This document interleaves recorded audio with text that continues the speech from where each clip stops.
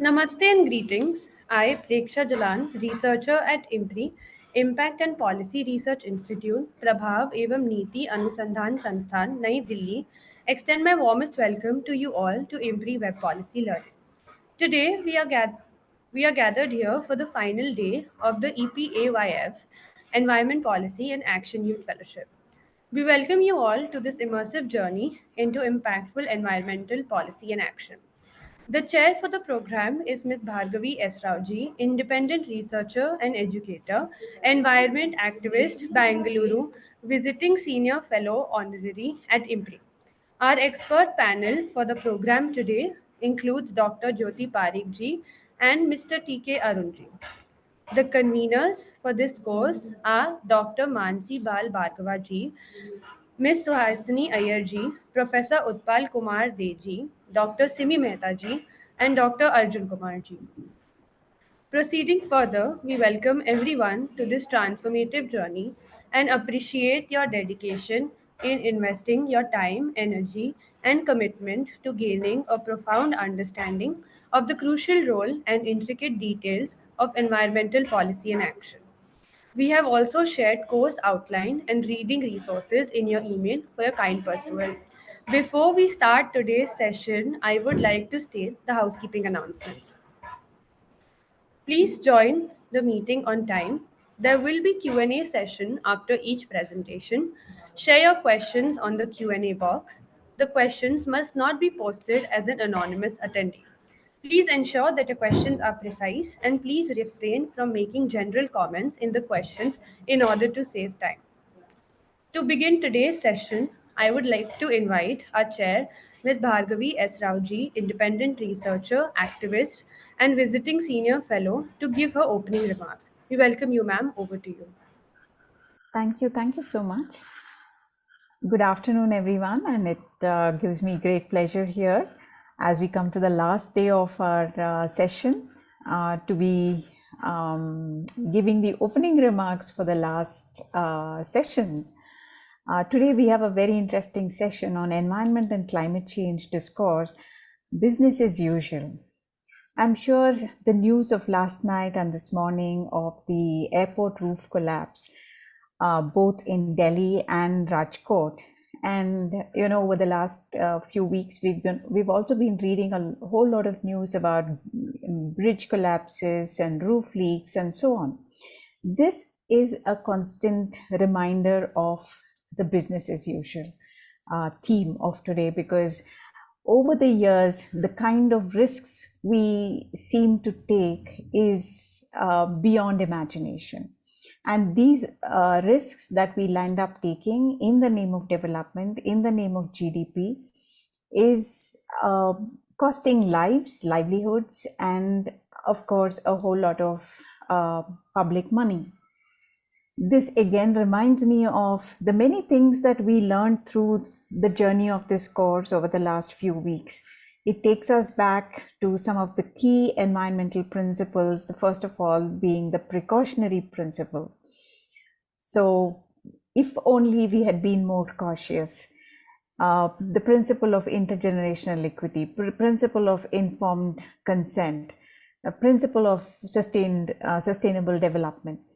So, and it also reminds me of the provisions in our own constitution, like we've all learned over the last few weeks, particularly Article 39 and various others.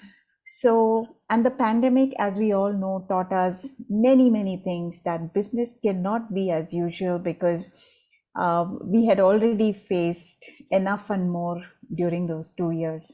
And the world hoped that once the pandemic is over, the whole entire rebuilding would take place in a totally different way. There would be some lessons learned.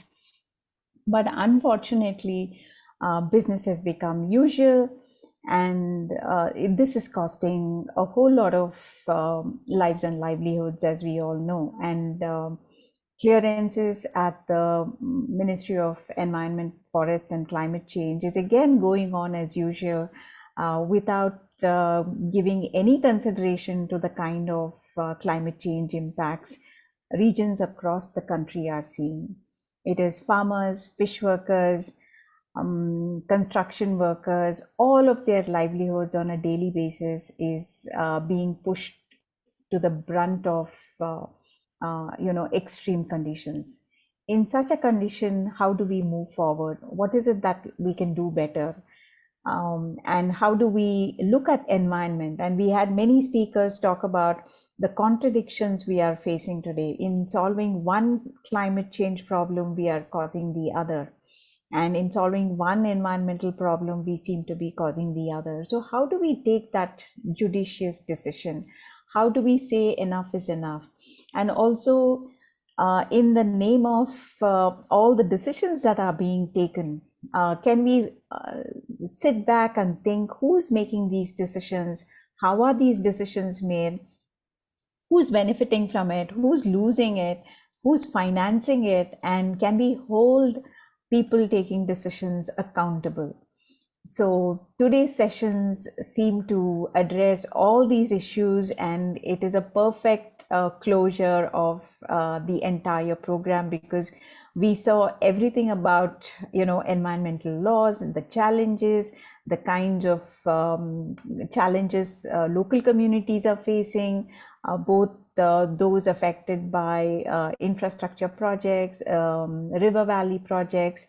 We also learned a lot about farming and related issues. We learned about energy. And last week, we also learned about what kind of action youth need to take up. And I think today's session is a perfect continuation of that, in the context of how we should not do business as usual, and what does the environment and future hold, followed by the first talk. The next talk is by Dr. Jyoti Parikh. So both very exciting speeches. Without wasting any time, I'll hand over the forum back to you to hand it over to our speakers. Thank you so much. Thank you so much for your remarks, ma'am. For our first session today, I would like to invite Mr. T.K. Arunji, Senior Journalist and Columnist, New Delhi. Sir will guide us on the topic of environment and climate change discourse, business as usual. We welcome you, sir. The floor is all yours. Thank you. So let me begin by saying that I am a journalist, not an expert, not a scholar, not somebody who always adheres to settled academic routine. A journalist's job is actually to ask questions, and they might actually go outside the boundaries of what is considered respectable or reasonable. And sometimes that is where the journalist's job takes the journalist. Now, we all know climate change is a real problem. We all know that fossil fuels are considered the major enemy that we have to overcome, we have to subjugate, we have to control, rein in, and finally eliminate. This is all conventional wisdom. Renewable energy, solar, wind, these are considered to be the mainstay of the solution to climate. While this discourse has been going for long, we must understand the basic reality. The sixth assessment report of the UN Framework Convention on Climate Change, they came out with this figure. And while the world has produced some 2,400 billion tons of carbon dioxide equivalent from 1850 to 2020, the remaining carbon budget to prevent global temperature rising 1.5 degrees above pre-industrial time is 500 gigawatts. And this assessment was made for the period 2020 onward. Since then, we are going to complete 4 years. And each year, we emit something like 50 to 55 gigatons of carbon dioxide. Therefore, out of the 500 gigaton carbon budget that remains, around 40% has already been used. What remains will be used up once economic growth accelerates from the current torpor in which the world economy finds itself will be used up in the next 3-4 years. So what happens then? Will all the emission reduction that is being urged, being planned for, being carried out around the world actually be able to limit global warming below 1.5 degrees centigrade above pre-industrial time? It will not.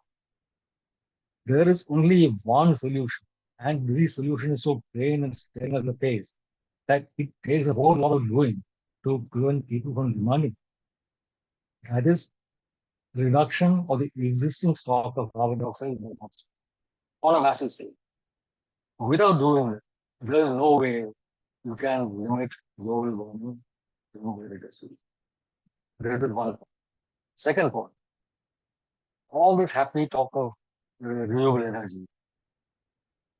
Around 75 to 80% of all renewable energy is actually solar, and only the rest is wind.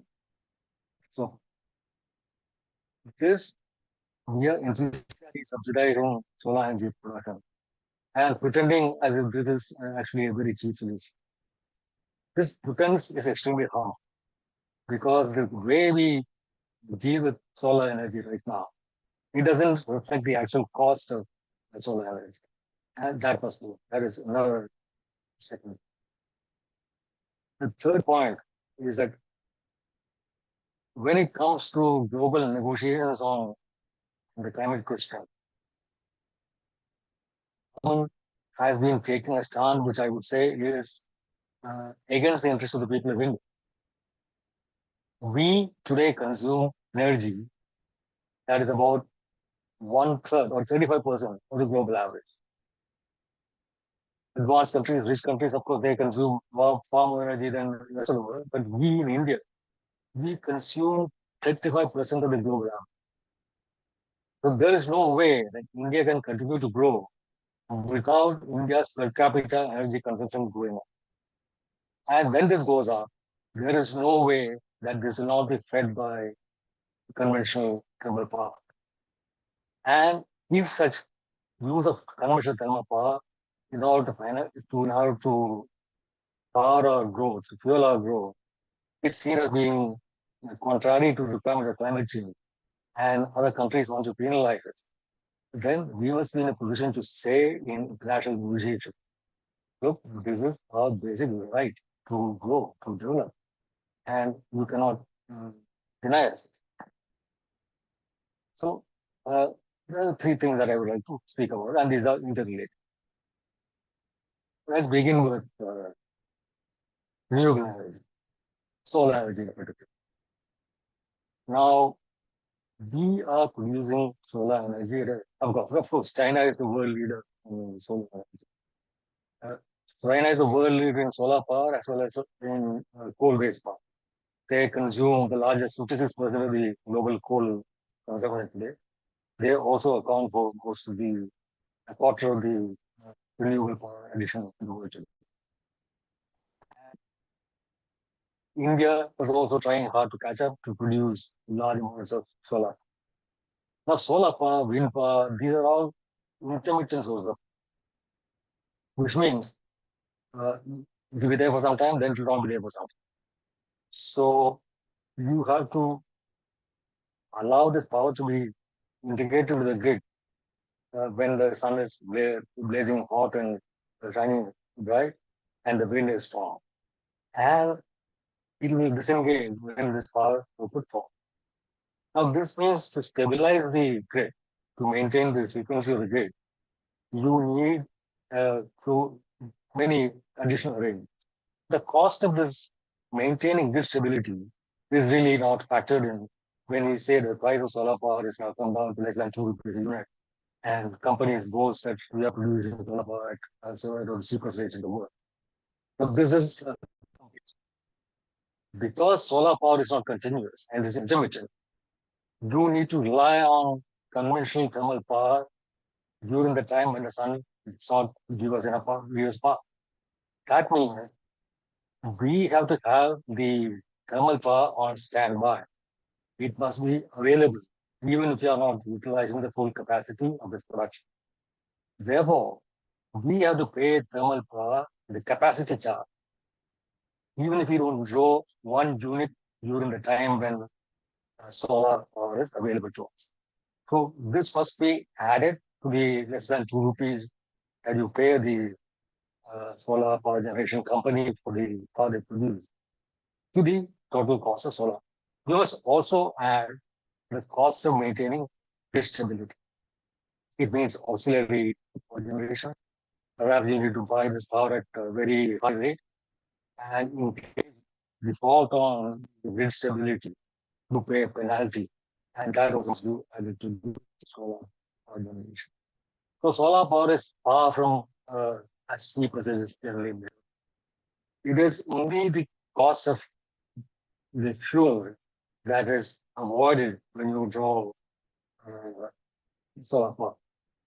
If you are using solar power, you are paying for conventional thermal power minus the cost of the fuel plus the cost of the solar power. So it is far from cheap. The only way we can avoid this is storage. Is a storage capacity for storing all the intermittent power that is generated, the renewable power that's generated.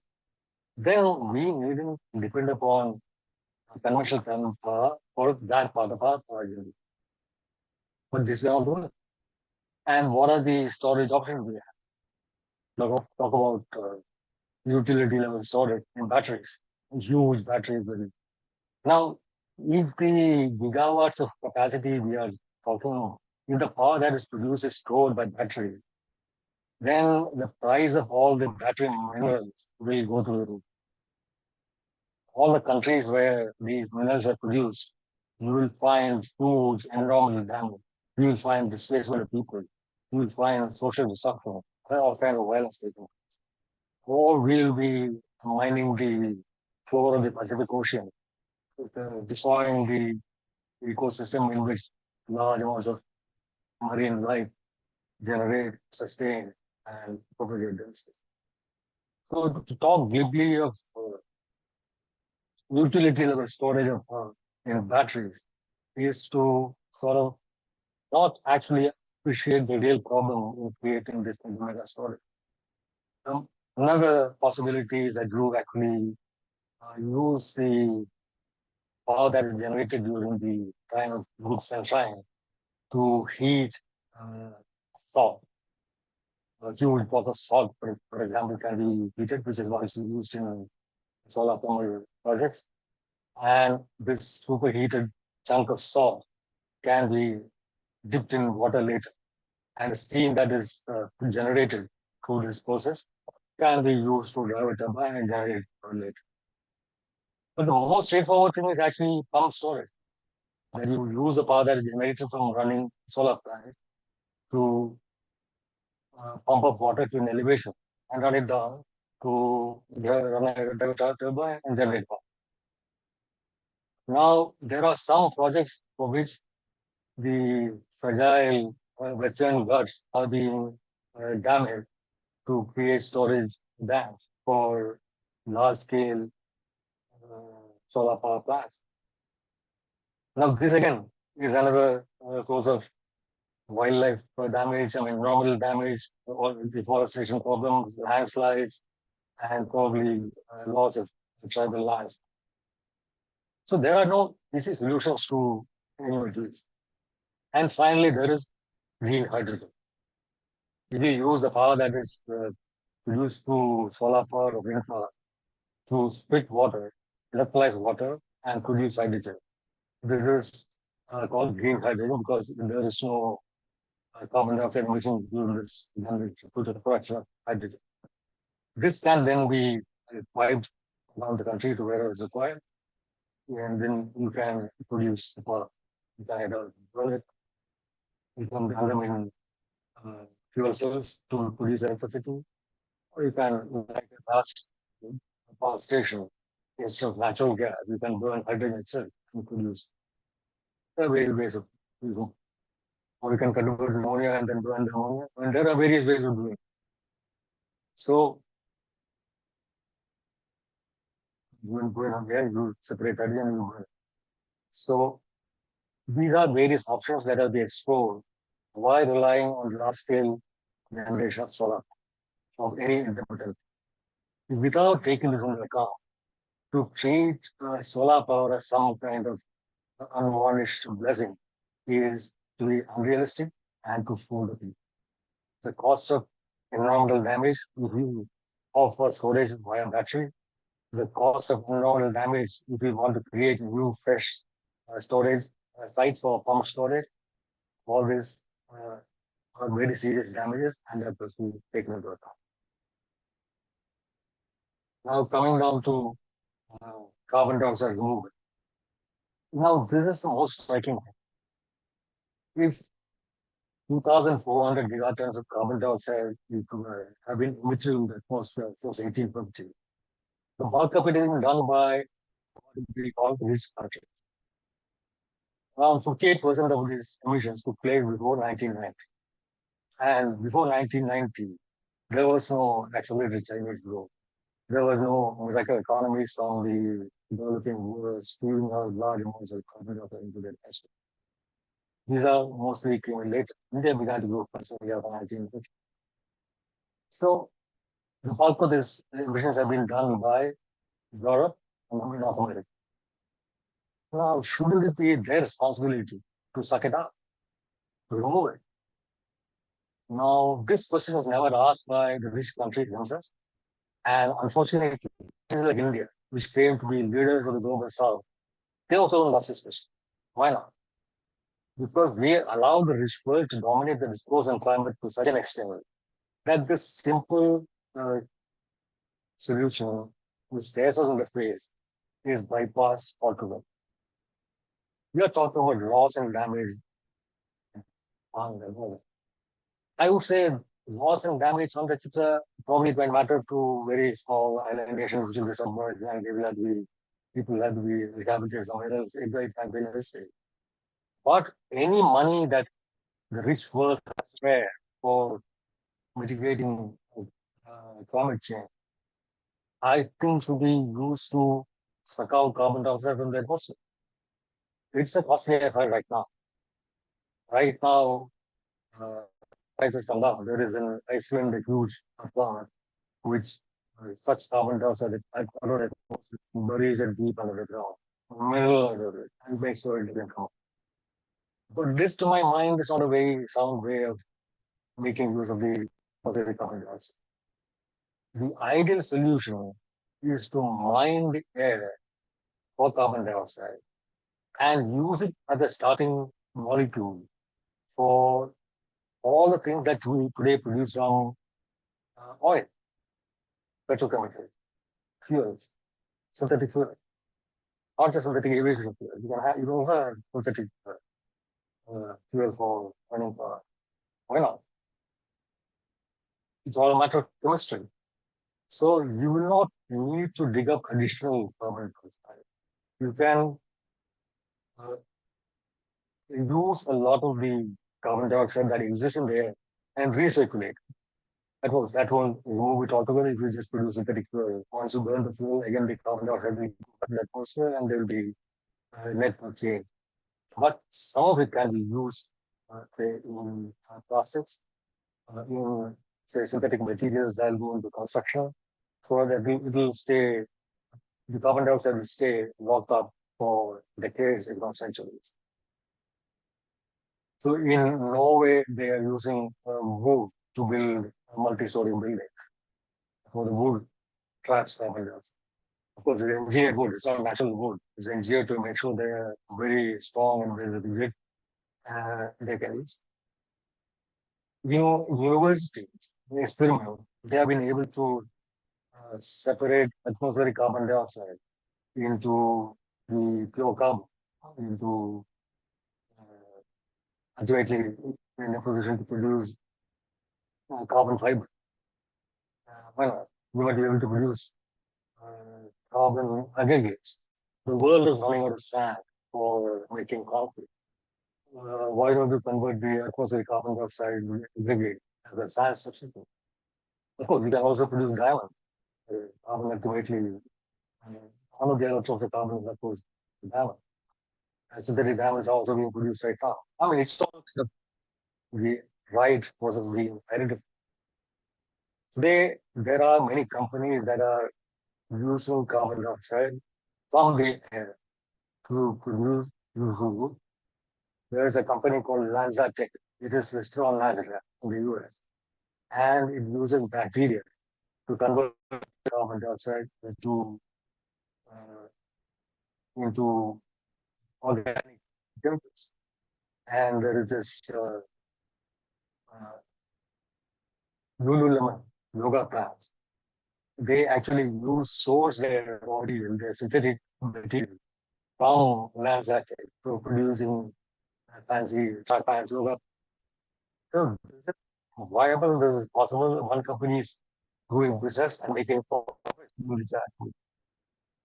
There is another company which again mines carbon dioxide in the atmosphere and is doing.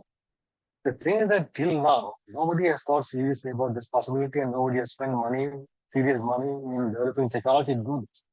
So this is what must be done. And for the first time, the US Inflation Reduction Act is offering serious money, tens of billions of dollars for removing carbon dioxide from the air. And it is producing a plethora of research in different areas, which will ultimately result in large-scale removal of carbon dioxide. But this is just a possibility and a commercial opportunity. It is not a binding obligation on the part of the states. That should change. Why should only the Inflation Reduction Act in the United States offer subsidy or offer money for research in this area? Why shouldn't the entire rich world be spending large amounts of serious money in creating technologies to take carbon dioxide from the air? The rich world should be producing negative emissions, net negative emissions, not emission reductions. The developing countries like India, countries of Africa, they should be allowed to generate additional emissions. We produce in the South Asia less than 1.5 tons of carbon dioxide per head per year. North Americans produce 17 tons of carbon dioxide per head per year. Europe produces some 9-10 tons of carbon dioxide per year per head. Africans produce less than 1 ton of carbon dioxide per head per year. There is this great difference in the level of emissions right now. This is after many years of staying. So how can we remain poor as we are, underdeveloped as we are, and curtail our emissions so that the rich could continue to emit on the scale that they are emitting as the scale they have emitted in the past? Why should that happen? That's completely unfair. That is against climate justice. So the discourse should change to net negative emissions on a large scale by the rich countries, while countries like India, developing countries, they are allowed some emissions, additional emissions as we go along. That doesn't mean that we should give up on renewable energy or on technology that will actually help us remove carbon dioxide from the atmosphere. No, that would be wrong. In fact, it's a huge commercial opportunity. India should be investing massively in technologies to remove atmospheric carbon dioxide.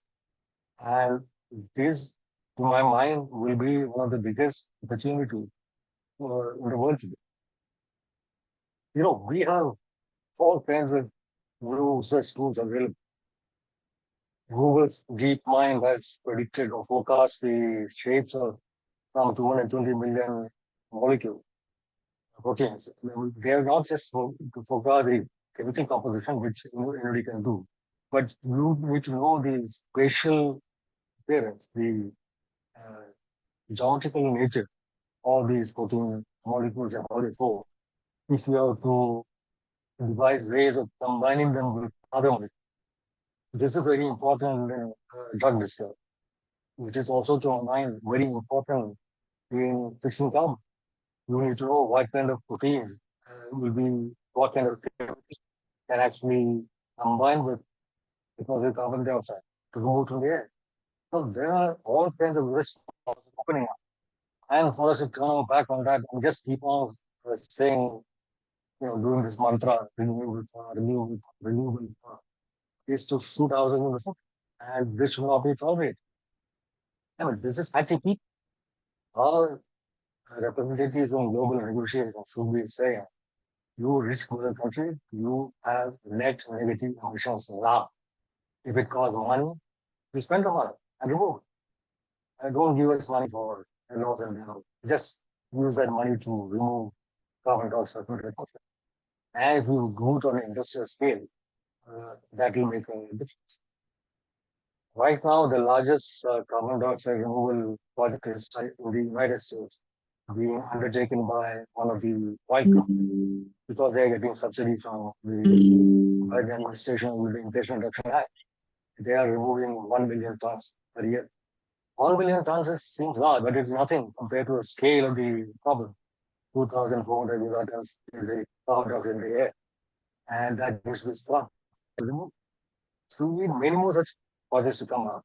And while the oil company is using it only to produce carbon dioxide for pumping into their wells to pump out yet more oil, there are other ways to utilize this carbon, and we should be focusing on it.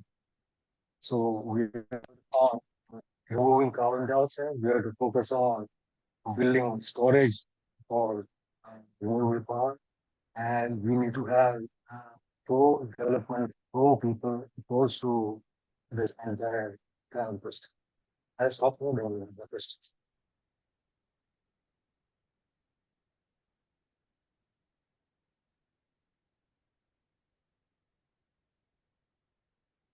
I thought this was the idea. I'll speak for 40 minutes, then we'll have a question answer session. Sir, can you hear me? Yeah. Oh, yes, sorry, my internet was a bit. Thank you so much for that comprehensive session. We would like to move forward with the Q&A session, as you mentioned. So I would request the participants to either raise their hands or put their questions in the Q&A box. In the meantime, the participants are doing so. I would like to invite Bhargavi ma'am for her remarks.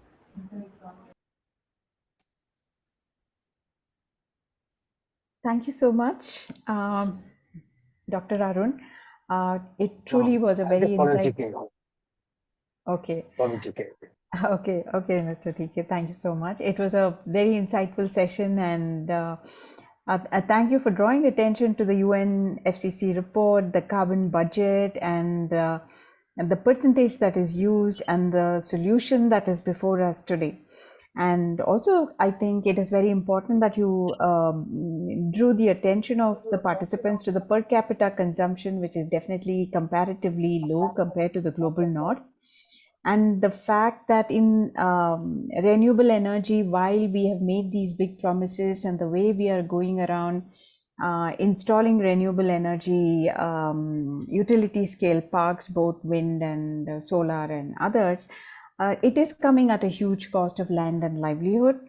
And while China is the leader, as you rightfully mentioned, also the fact that how they are also dependent on coal, and moving forward, given that you can't depend completely on renewable energy because of its intermittent nature, there is a need to have both the conventional source of energy and renewable energy, so that it is connected to the grid and you could switch to whichever you want depending on the need. Understanding that those dynamics and the cost of production, all of which you mentioned, are again deeply thought-provoking and comprehensive.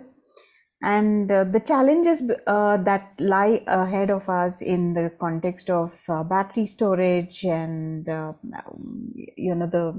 scale at which storage needs to be done, and also how you brought about the alternative ways of using atmospheric carbon, and the many new technologies that are there to capture that and use that up, and how these could be ways in which the global south can be allowed to develop, and need not be pushed right now, while the global north has enjoyed its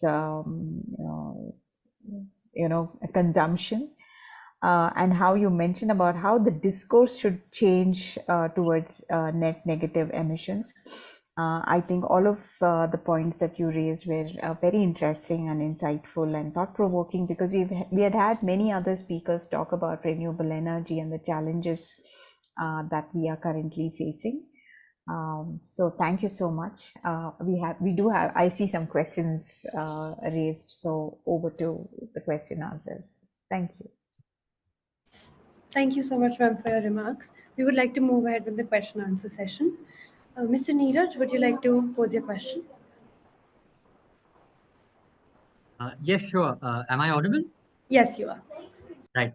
Thank you, Mr. TK Arun. That was a very interesting perspective on, where I guess a lot of the developed versus developing countries, disagreements are with regards to carbon. And you made some really, really great points about renewable energy and the sort of impact of it also because of the storage constraints. I wanted to ask for your opinion, your view, with your experience on this. There is a lot of talk in the West and at a global stage about carbon. It's all about carbon, carbon, carbon, right? And I think, in my opinion, it's not a very holistic approach of looking at environmental degradation. Purely talking about atmospheric carbon. I'd like to know your views on, material, right? If we look at material and obviously per capita, with modern capitalistic growth agenda sort of driving today the growth indicators, right? There is this level of material consumption in the last couple of decades that is quite significant compared to pre-90s or pre-80s, right? So a country like India, not just talking about the developing nations, but specifically a country like India, with the sort of natural resources it has, with the sort of population it has, and the land it has, purely from a traditional growth point of view. If we follow that growth trajectory, as the West and the developed countries did, what is your view on our material footprint, right?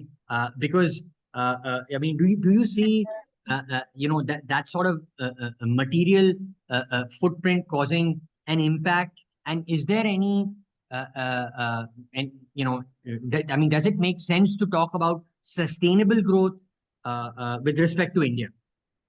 That's all. Thank you. So this is not just about material question.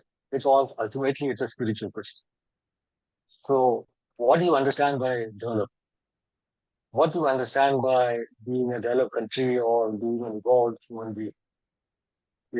All of us have heard this thing about the world having enough for everybody's need, but not enough for everybody's need, right?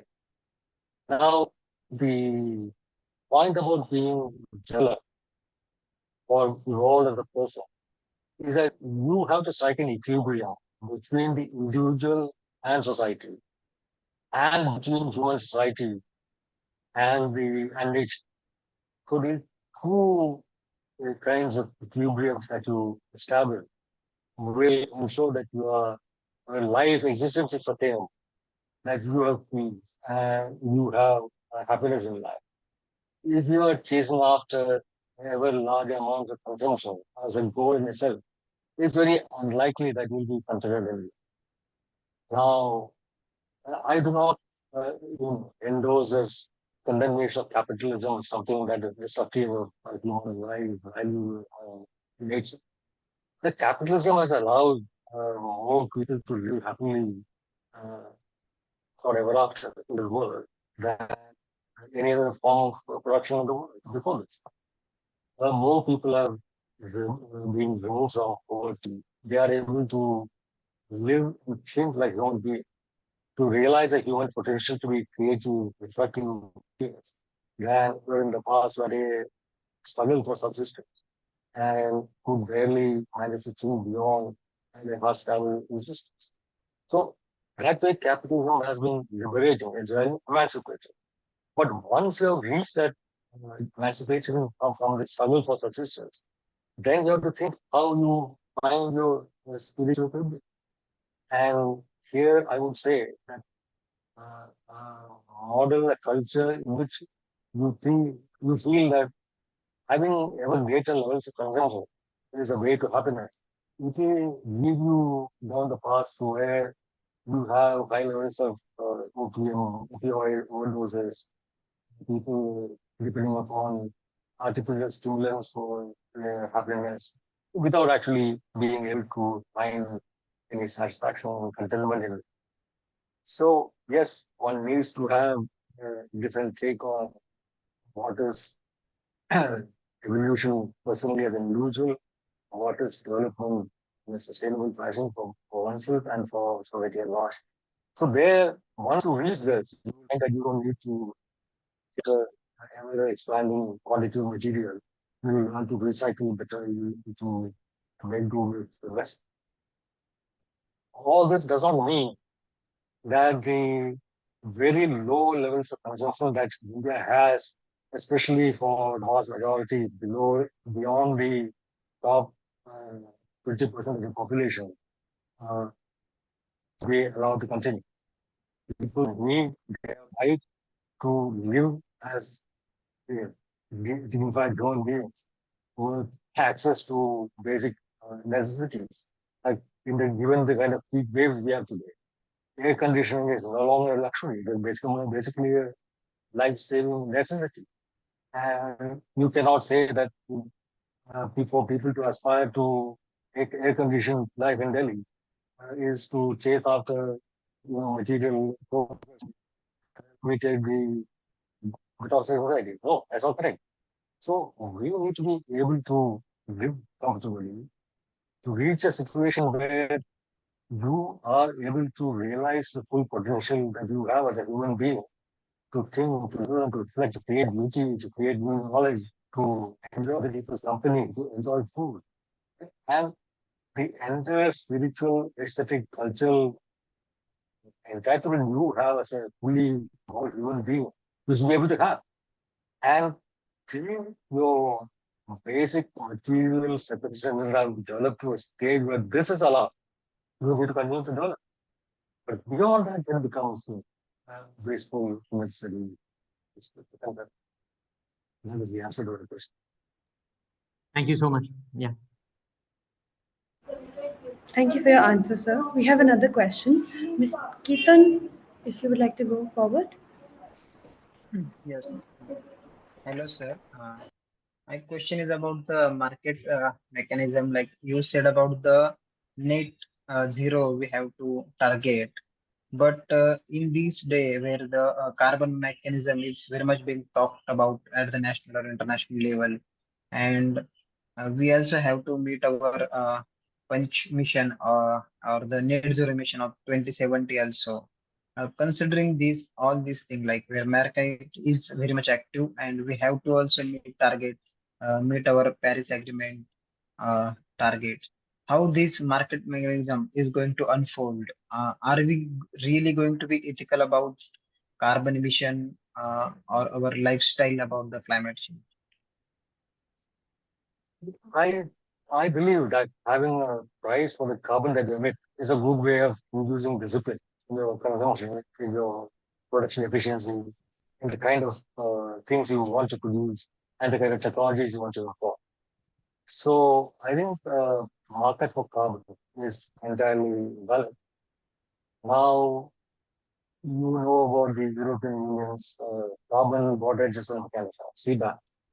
Yeah. They want imports into the European Union from countries which do not have functional carbon markets to uh, pay the same duty that producers within the European Union pay for the carbon they emit, right? Yes. So Yes. they want a level playing field as far as carbon is concerned between their local producers who pay this carbon price and producers in other parts of the world where they don't pay for the carbon to produce. So, and the only way we can actually sort of overcome this burden Hmm. is by having our own carbon China is developing its own carbon market, and by the time within 3 years, when CBAM is implemented, China will be able to go through their barrier or across the barrier because they will have a functional carbon market.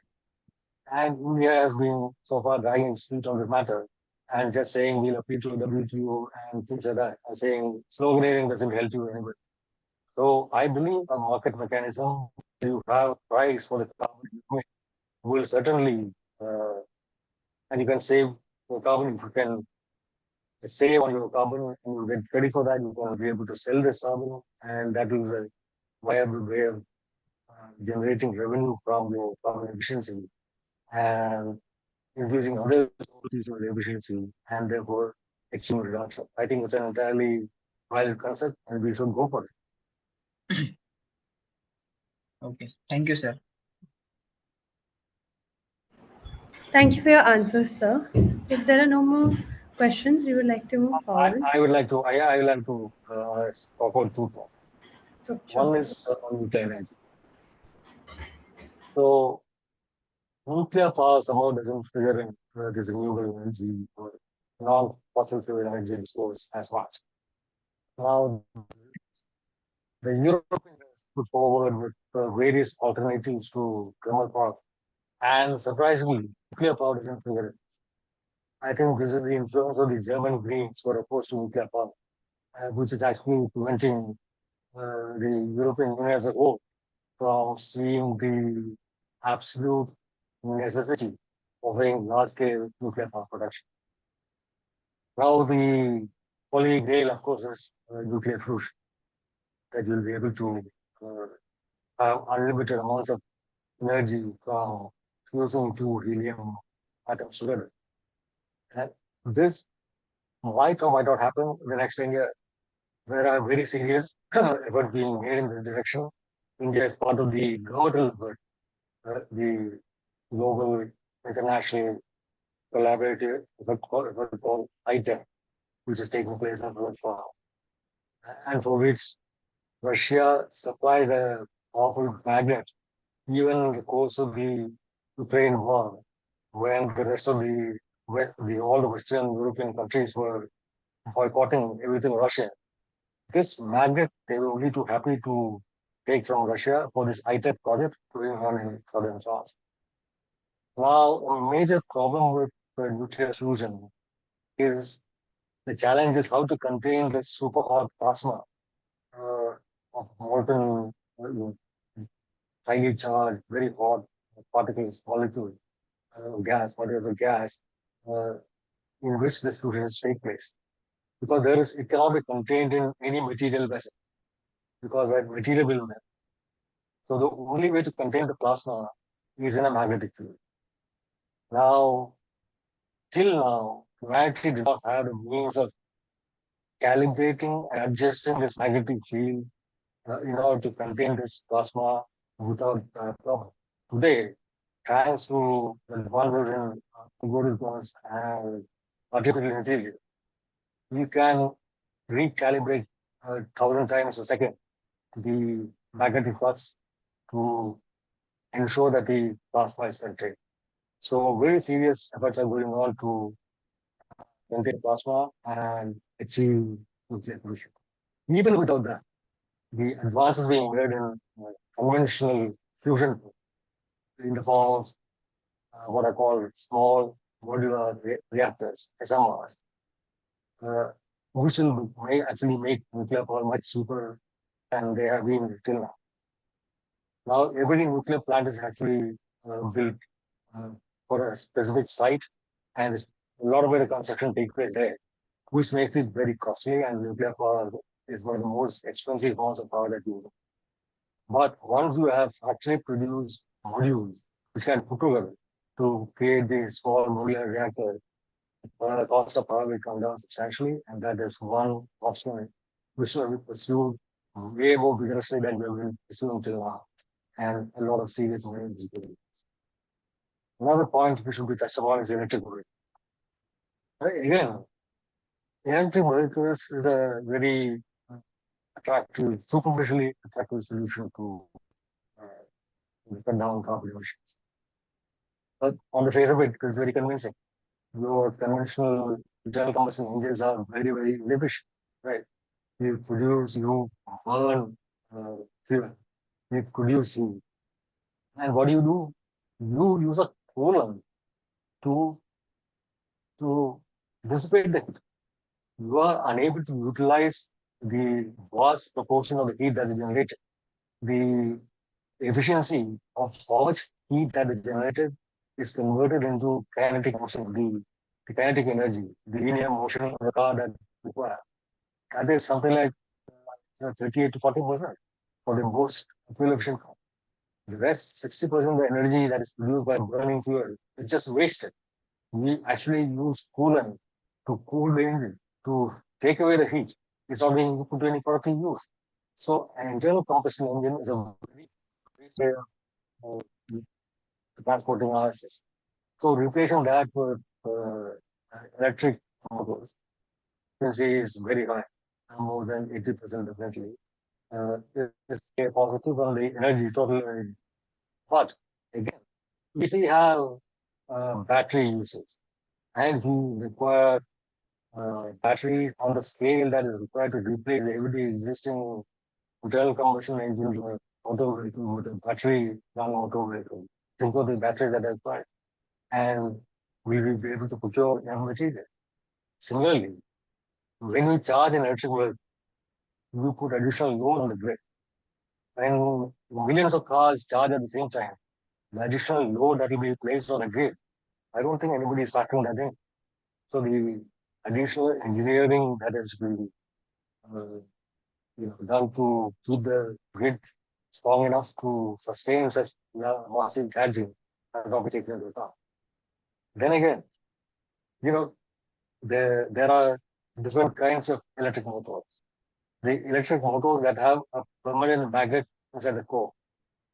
Those motors and the permanent magnets have some rare earths, which are right now available only to China, mostly to China. Some have, there are some other few pockets, but most of that production is controlled by China. And the entire world is all through permanent magnet-driven motor car. Then China will control the global production of motor, permanent magnets and all these motors. So that's very unsustainable. So you need to have not induction motors, you need to have what I call magnetic reluctance motor. So if you make this kind of right kind of technology choices in electric car, we end up in a very, very situation. A safer option for electric cars, in my mind, is hydrogen fuel cells. Hydrogen can be transported, can be stored away. Conventional fuels are stored in petrol pumps. You can fill a tank with hydrogen the way you fill petrol or diesel on a commercial vehicle. And fuel cells will convert hydrogen into electricity.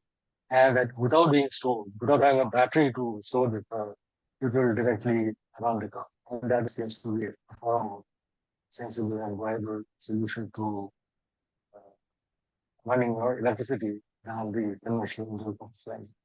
These are two additional points.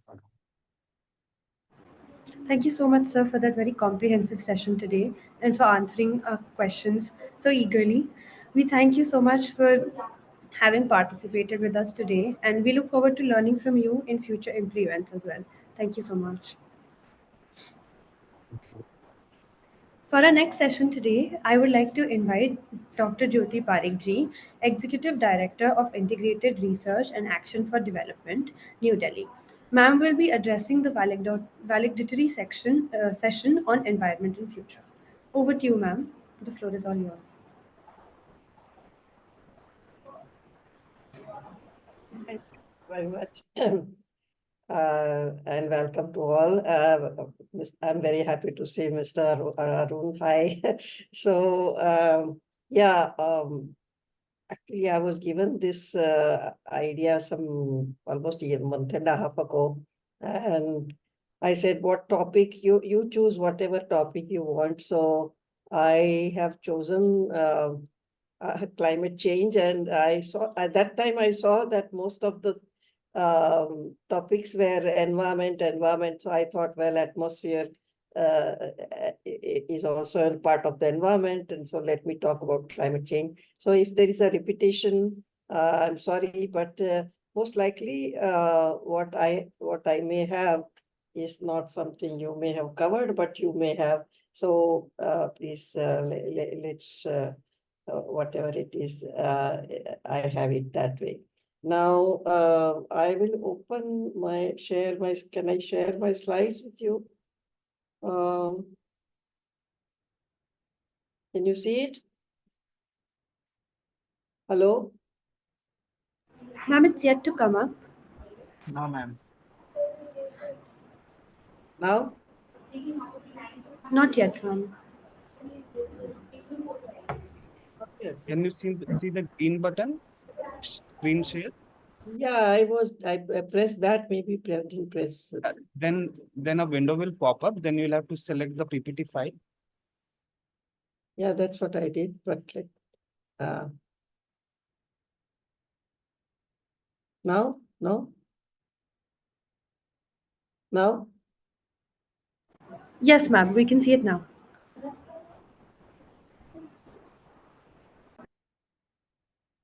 We can see now. Yes. You can go full screen, ma'am.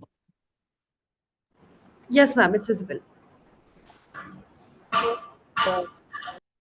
Yeah, I had given this talk to earlier to high energy physics people. So let me just, they wanted to also know what world climate issues look like. And well, the most of it begins with energy consumption, because climate change has arisen from the energy consumption excess, and especially the fossil fuel energy types. So first, let us see what is the energy per, how are we using energy, and is this just let me I think now, yeah. And I see that previous speakers also have raised the issues of equity. And here is the developed country. Here, they are all above the world average. World average has remained 50 gigajoules per person for a long time. And you can see the top few countries, they have entered at a very high level. So even before 1990, when the climate change issues began to be taken seriously, they were at a very high level. So there is the question of very urgent decarbonization for them. You can see that over 25 years, not that much has happened. It is still quite high. And it has not come down even to world average level.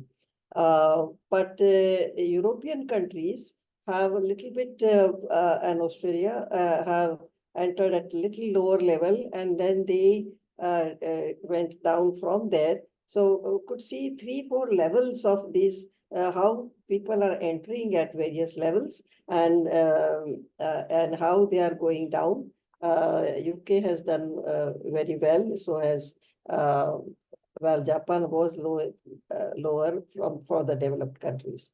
So so now let me show you both of them together. So here are the developed countries above the world average, and developing countries below the world average. During this time, it's the China which has broken the barrier of average per capita, and Argentina and Brazil are also hovering around it, up and down, but China has clearly left the club.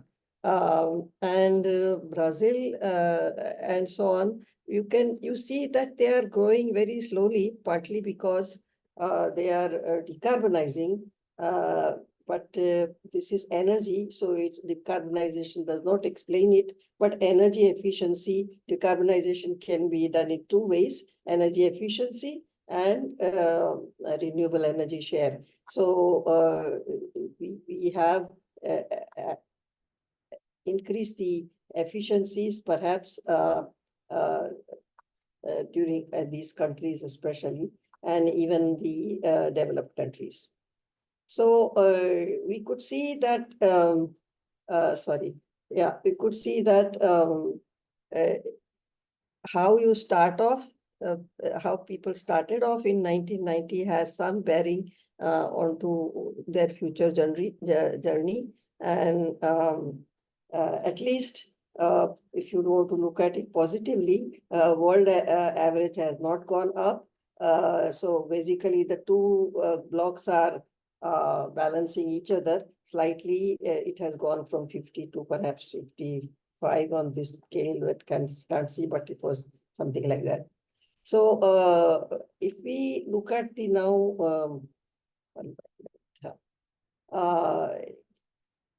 what is this here per capita?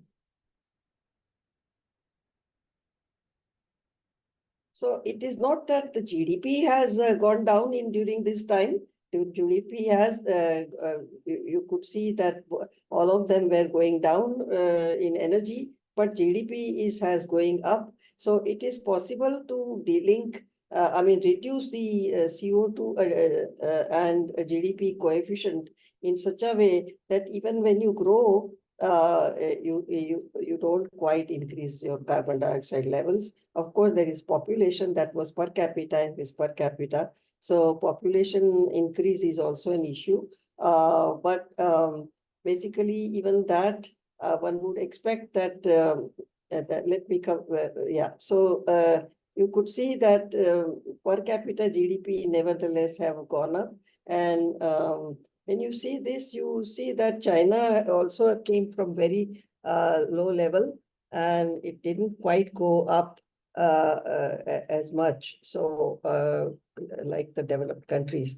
Now, and if you look at the population, world population could stabilize given the fact that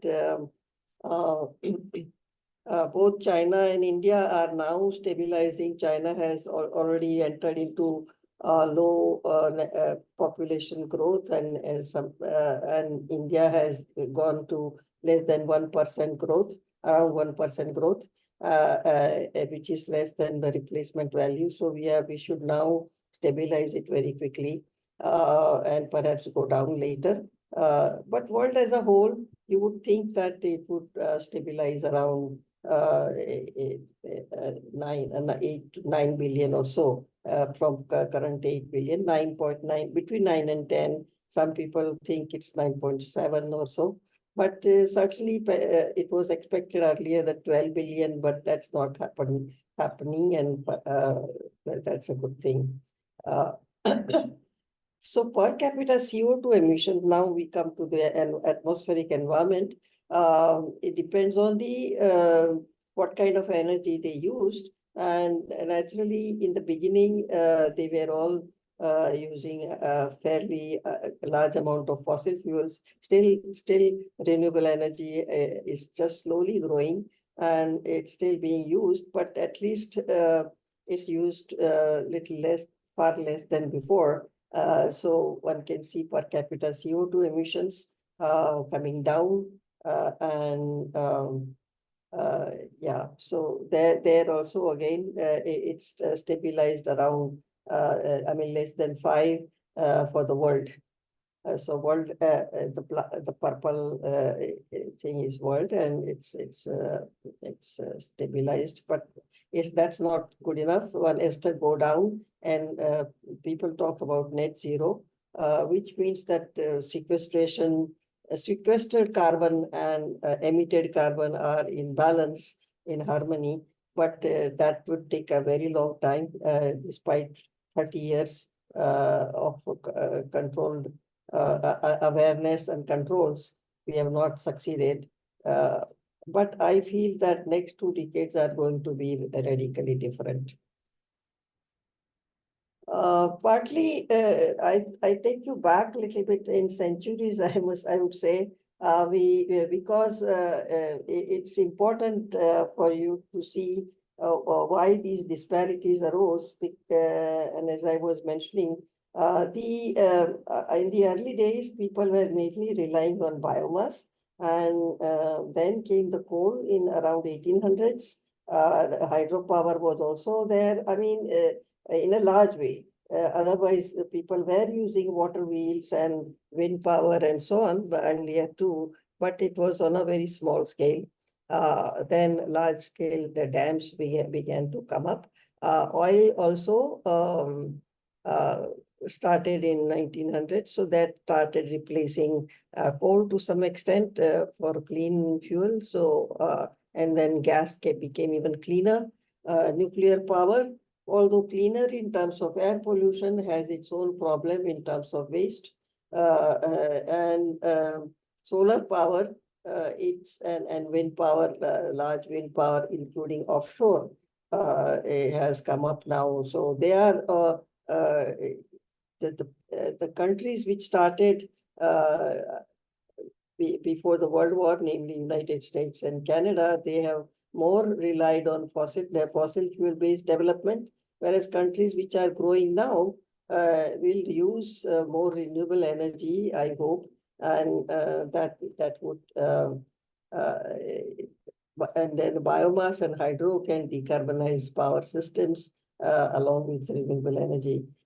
In future, we to think also of hydrogen power and advanced biofuels like ethanol, methanol, and other even more complicated biofuels. And fusion, this is very out in the future, if at all it would be there.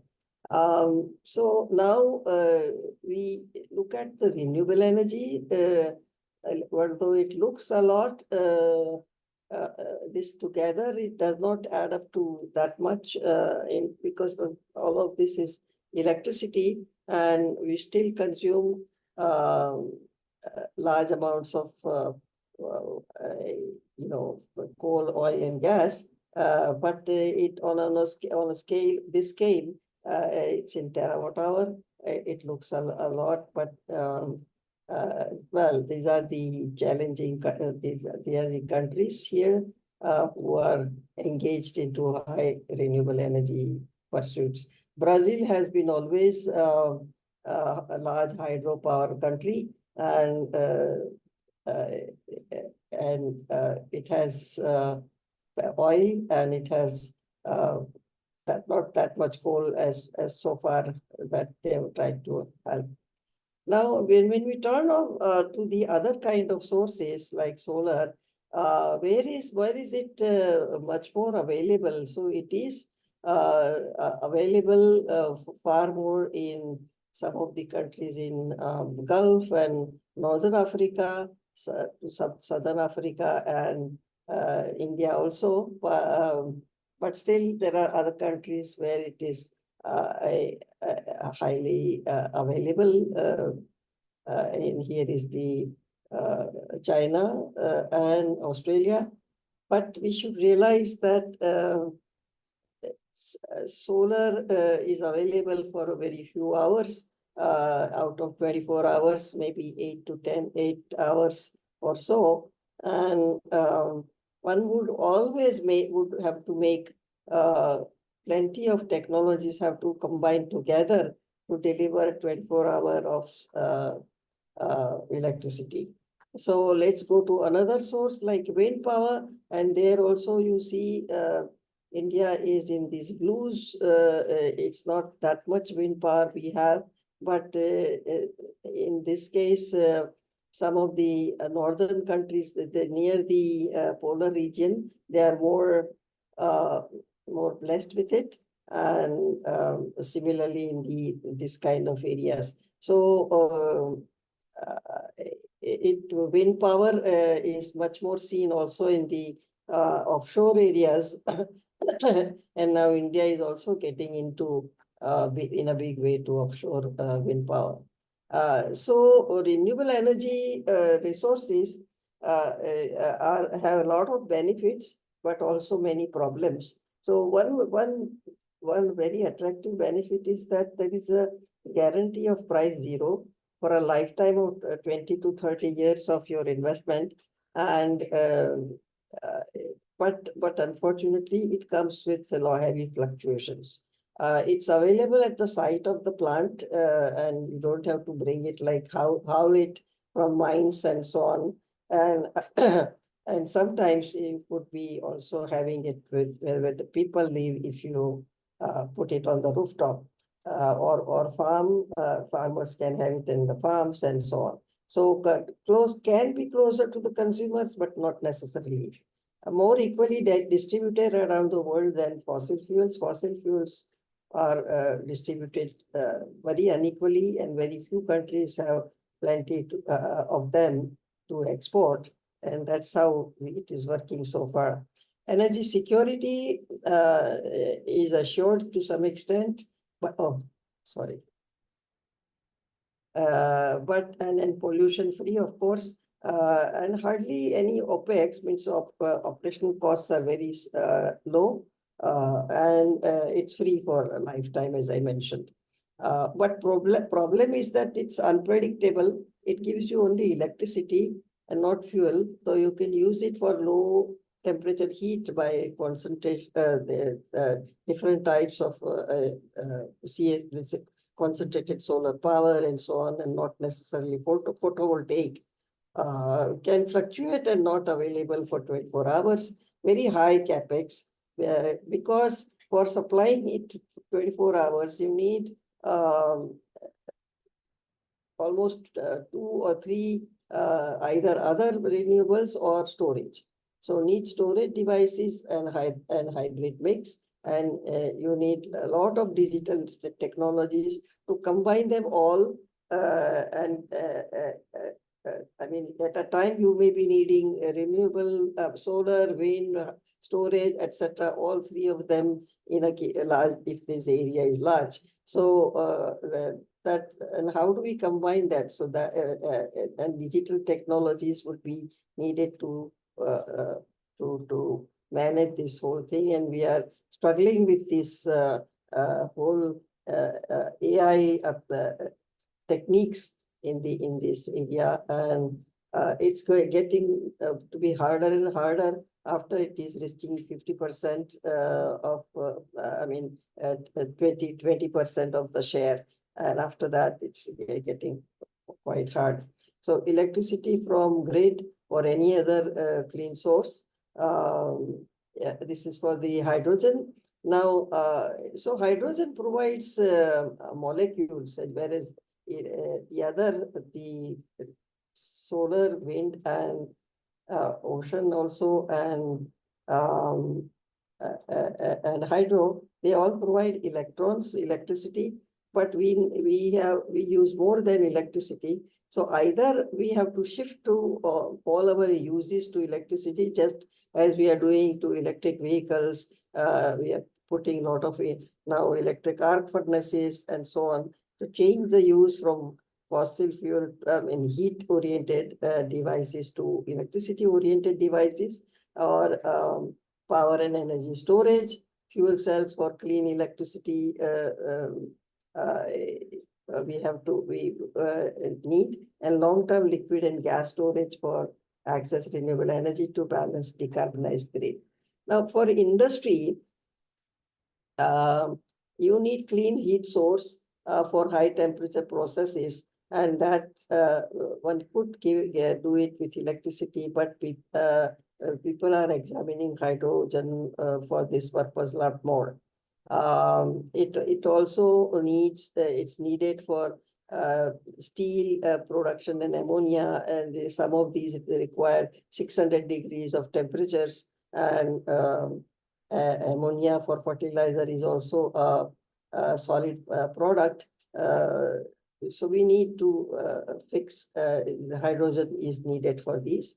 Transport also, hydrogen buses and hydrogen cars are possible, but so far up to perhaps EV is winning at this point, but some people are hopeful that hydrogen can also win. But I feel that storage and transport is going to be very difficult, and we already have advantage to petroleum for the vast infrastructure they have created. and electricity also has created infrastructure. So they have this advantage of first movers in that area. And hydrogen may have to create a new infrastructure. Though people do say that it could use the gas infrastructure for gas, but it's not yet proven. And now 2-3 times more efficient than an internal combustion engine running on petroleum. So that's a very good benefit.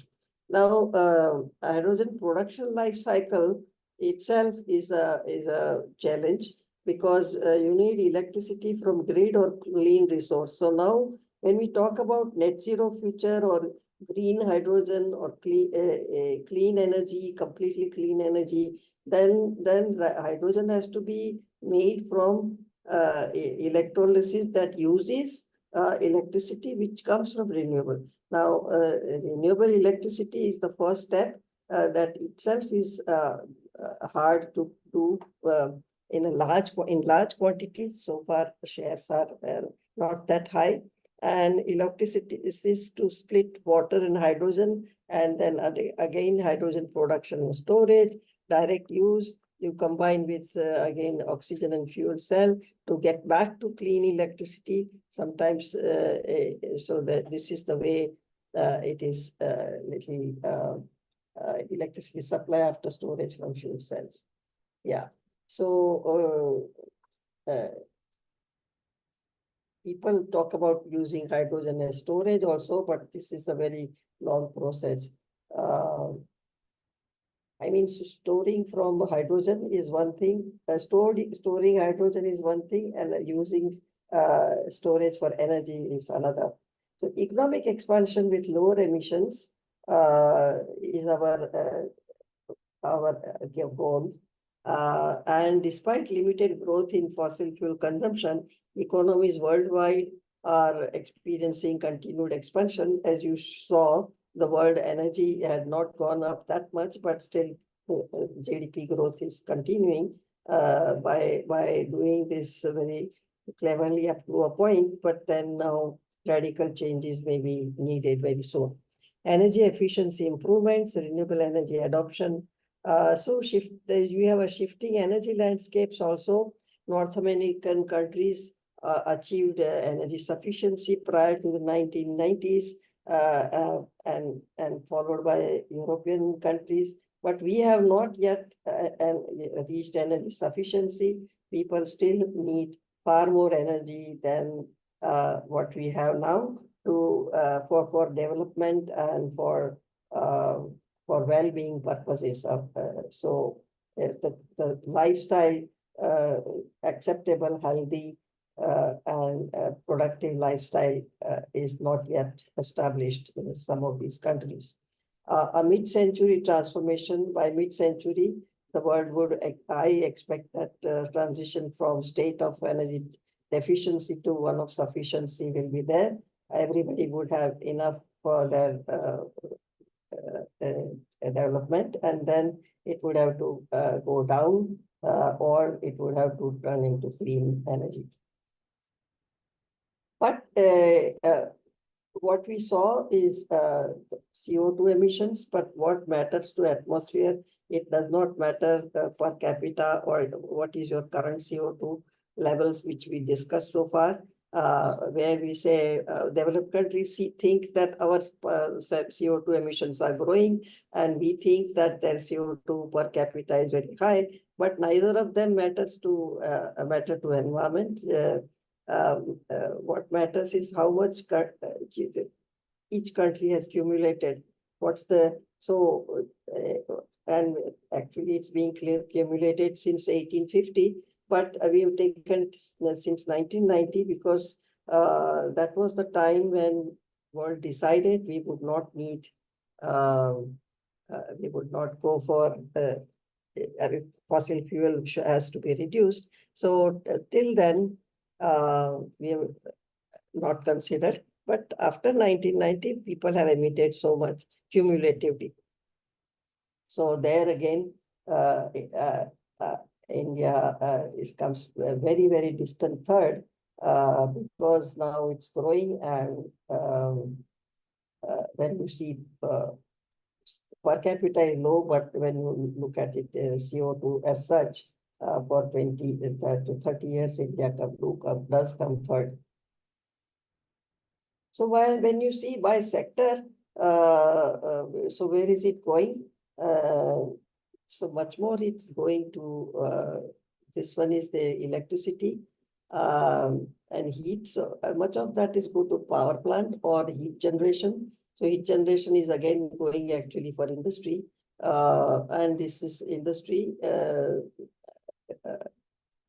transport, residential and agriculture and so on. I've not included non-CO2 gases, but when you add non-CO2 gases, agriculture goes very high. So as I mentioned, we need a lot of storage technologies. So earlier, this is a log scale, logarithmic scale, and this is the kilowatt hour. So flywheel can used to capture very small amount of energy for small durations, but batteries can do little more, but less than a day, and up to more than 1 megawatt hour if you go for very large battery parks, and compressed air storage, pumped hydro, and compressed gas. So pumped hydro is the one where you store the hydro, and it's not the run of the river type, but storage can may make it available for longer period. And that, how much water you store depends, decides your storage capability. So those storage would have to serve as a source for energy for times when neither solar nor wind are available, and so their battery, which requires lithium ion, and it's ideal for short-term grid balancing. And global energy storage deployment is expected to be 1,000 gigawatt hour by 2030. So that's 1 terawatt hour. It's not that much, as you can see how much we are consuming. Compressed air storage is a very limited but sometimes suitable geological locations. Pumped hydro, thermal and hydro.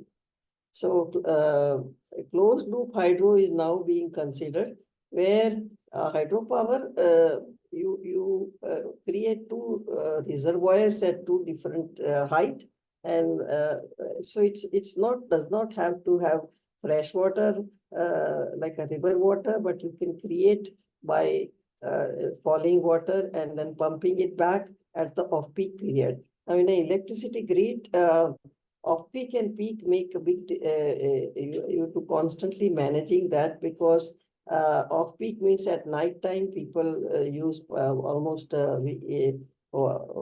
half to even less than half energy than required in daytime. So daytime is the peak time, or evening between 7 to 10 when you need lights as well, and as well as some people are working that time, but after that you need less. So when you don't need it at night, you can pump that water back. Of course, it causes efficiency loss, and but it could provide almost there is an energy loss for putting it back up, but it could still provide 90% round trip efficiency. Thermal energy storage and hydrogen storage. I'll not go. I'll skip now a little bit to go cover more. Power market mechanism is something that India is exploring since last 10 years, 15, 20 years. But unfortunately, we don't have time of use pricing. When you have supply varying like this, and everybody wants during day and less at night, people give incentives to use power at night. And so that's the time we can put timer and charge electric vehicles, washing machines and so on, they are all timed abroad to work at night. So some use is made at night of that capacity and investment, and you get this called leveling of the load. Load prediction is very important. How much load we would need at what time, and everybody is switching on and off as they will, and yet the sources, supply sources are independently their own logic, and so how to match the two, and that would require very, very critical planning and very sophisticated tools. So that's why I was speaking about digital technologies. You need smart meter for real-time monitoring of energy consumption, constantly analyze energy use, optimize energy bills, and power exchange is where, like stock market, people buy and sell power like in the stock market, but there is a available real-time pricing on the supply and demand. And that way, you can say there are markets like day ahead, tomorrow, 24, tomorrow, so much more will be available at this price and people buy it and so on. So that's what sometimes evens out the load, and you have an idea of what the situation is. If there is not enough demand, the people who are observing this don't buy it. So the prices vary from 3 rupees to 15 rupees. Identify patterns in energy consumption and generation. That's what will now is required more and more sophisticated manner. Smart grid load dispatch center. Let me see what time is it. Okay. So energy efficiency is very important, as I showed you that so far a lot of the reduction is mainly due to energy efficiency and some due to renewables, electric vehicles. These are the demands about what do the consumers can do. So far we talked about the supplier side, but demand side, consumers can do energy efficiency, consumers can buy electric vehicles, they can do electric cooking. So all these are ways to avoid, and they can put up the rooftop solar and generate their own electricity. All these are ways to avoid fossil fuels at some point when the electricity is also clean. And this is what the consumers can do. This is what is in their hands to buy EV or to be careful about energy efficiency. So this would require this would cause a lot of societal transformations, and there will be job losses in fossil fuel supply chain. And when I say supply chain, it includes coal mines, coal transport through railways, coal power plants, and at the end the users. Everybody gets affected, and job losses everywhere in a petrol pump. Let's say petrol in the refinery, in the crude oil, in transporting pipelines and ships. All these jobs will be not there, maybe for 30 years, 40 years from now. And that could be a very big setback in terms of how people are, and petrol pumps and gas pipeline and so on. So there are all these jobs. There is stranded assets at some point. Investment in fossil fuel infrastructure, like huge turbines and boilers and so on. If you have a company which is making these, after a while it won't be required. So what do you do with that factory? Economic losses and potential jobs displacement and skill mismatch. Now, what those people were doing and what is needed now would not be the same. So as a result, there would be not enough skills to do the new work, and what to do with those workers with different skills. The financial restructuring would be required. In fact, government and industry can collaborate and develop how to support workers through the transition, how financial assistance can be given, what can be done with the reskilling, upskilling, community engagement, green jobs can be created, and so on. But still, it may not be enough because renewable energy, once installed, does not have as much jobs as the coal would have, already has. So social shift with internet will be also is also there, and there was some question about dematerialization. Already remote work and online events. This is also what consumers can do actually, and reduce commuting results in less traffic and CO2 emissions. Online purchases will also empower eco-conscious choices and green supply chains. Community building, online platforms boost collaboration, awareness, and sustainability initiatives. Internet fuels social transformations and drives greener future.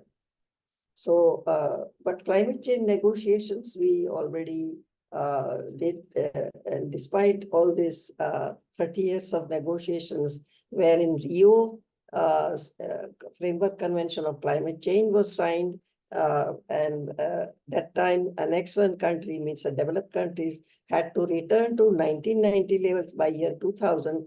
But as you saw, that was not the case. It kept growing or stayed where it was, but did not return back to 1990, and that was going to go down further to 2020 to 40-50%, but that did not happen.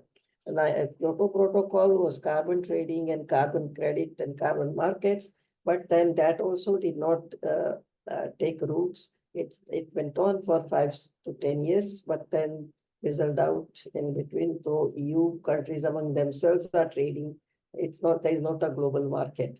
COP15 in Copenhagen, I was there in actually Rio as well as Copenhagen, and Obama had come. There was a lot of hangama around his visit, and $100 billion fund was announced, and there was a lot of euphoria. But then it took 20 years to. They've just reached now after so 15 years it took them to reach that level. 2015 COP2 in Paris, that is a little bit more successful.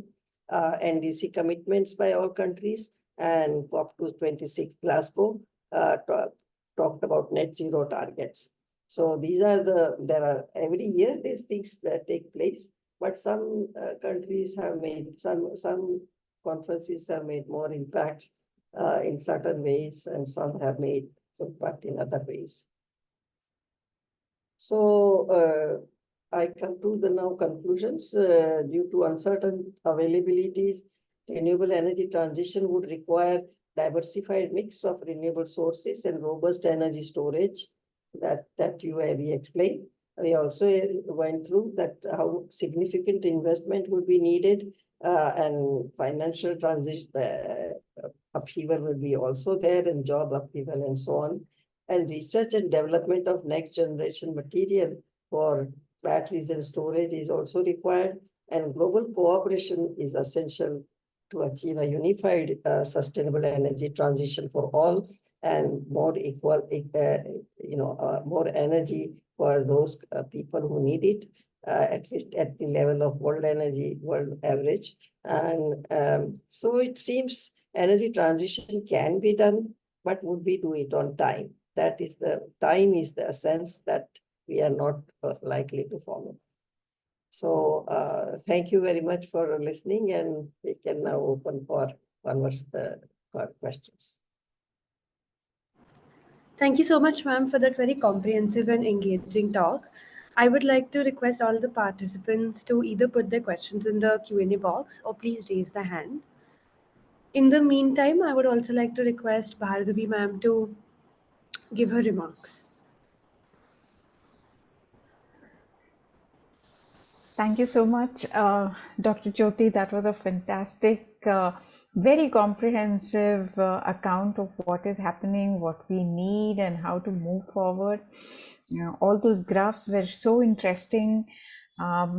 Particularly, a couple of them caught my attention, which were, the per capita consumption, where we are still way down in the graph compared to the other countries. And the other one was about the availability of the potential to, harness solar and wind across the world. Those maps were really very interesting. And the graphs, of course, which were, I'm sure all our participants would have got some part of these graphs, because we've spoken a lot about all of these things over the last few weeks. And you did bring about the possibility of hydrogen. Yes, hydrogen, but again, in a country like India, where water is a big issue, sometimes that does worry me. Where are we going to get the water from? But yes, with all the latest science and technology and the advancements that are possible today, and many of these things can be advanced, and we surely can probably keep up to our commitments, and at the same time be conscious of what is happening to our lives and livelihoods, which it might displace. Like I always keep saying, much of the solar and wind is coming up in the western and southern India, where we are seeing a lot of the local livelihoods which are being displaced. I don't know how much of the nutritional and food security it is going to affect eventually, but that is a concern that I always do raise. And in the north, in case we do land up bringing a closure to the coal, then we are going to have another set of population who are again going to be displaced from their livelihoods. And given that skill building, we are still a little behind. Not everybody is ready to cope with the kind of changes that are happening all around us. These are some issues that are of concern, but I think you kind of walked us through the entire thing, and it was such a great learning experience. Thank you so much. Thank you, ma'am, for your remarks. We would now like to move on to the Q&A session. Deepanita, would you like to ask your question? Sure. First of all, thank you for the presentation, ma'am. So that was very enlightening. My question, I have two questions. So while looking at the graphs for the carbon emissions, global carbon emissions, and by GDP categories, I just wanted to ask your opinion around the loss and damage fund discussions that happen at the COP conferences. Considering that the global north has made promises but continues to be one of the major emitters when it comes to carbon. Also, the second question around carbon trading and just transition. So while working with communities and in areas, for example, the desert areas where the government is also planning on large-scale renewable energy parks and, for solar, transition, it still appears that the initial investment that if it happens at the community level by individuals, the initial investment for, say, buying a panel and every kind of accessory with it is much, much higher than the returns.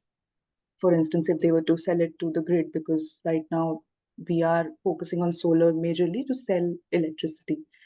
And then carbon trading mechanisms are not really fully in place. So given that kind of scenario and knowing that we are moving towards energy transition, just transition, how do you see the space panning out, and what can be done for such programs that are at the community level, which are trying to invest but are not really seeing results or like positive returns on it? Yeah, these are my questions. Thank you. Your questions were covered many things, so let me, I should have jotted few down. But yeah, in terms of climate finance,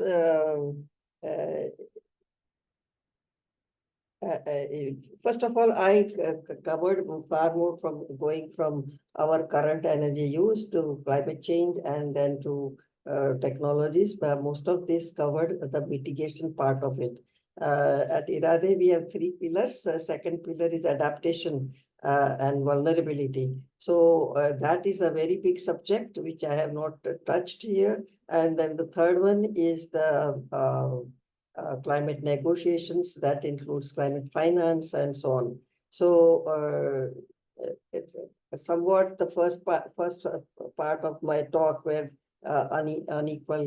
inequality, etc. was shown, that does concern the negotiations part. But the second part is where your concern for finance comes, loss and damage and so on. Now, climate finance is now needed for every year. I feel new items are being added to it almost every few times, a few years. First, we were talking about money for climate mitigation so that we can buy renewables and we can do this quickly. At that time, renewable costs were very high. So, but quickly, I mean, 1990, I'm not talking about when we were going to Geneva and so on. Quickly, the question of disaster resilience and losses and this started coming in. And so by 2000, adaptation was firmly a legitimate item to discuss and so on. And then came the loss and damage because some things are beyond adaptation. These losses have a big history, which were not quite visible during the early negotiation period, but it is becoming now bigger and bigger, and so are the needs. Though I would say renewables have become far cheaper now, but that does not mean that a lot of investments, as I mentioned, 3 times the investments is needed if you want to purchase any of the renewables. You need something more with it to go with it. So this is why the question of loss and damage is increasing. So just take me to what was your next item? It was regarding the carbon trading mechanism, which didn't exist. Yeah, protocol allowed for it, and it was in the initial stages. It was conceived as a thing where developing countries will reduce carbon in their territory, and developed countries will pay for that expense. That was the way we had seen, and we thought, oh, that's great. We can put here also. It's not that this is a global pollution. Doesn't matter where you reduce, and both parties can develop. But that did not happen, and they say you need how much. First of all, it went into long negotiations of how much to pay. Of course, we thought it will be the whole thing, but then gradually realized that merely the expense part of it, because you want to do it also for your power, this, that. So by the time it came down to minimal expense and so on, and this went on for UNFCCC was developing methodologies of incremental costs and incremental payments, and all these things were actually developed for how much you do if you do biogas, if you do this, if you do that. That kind of went on, and they had developed some 200 methodologies, but that somehow that didn't go very far after that and collapsed actually. So yeah, if you had the and carbon market is also very tricky because it's not a good that people want that there is a market for it.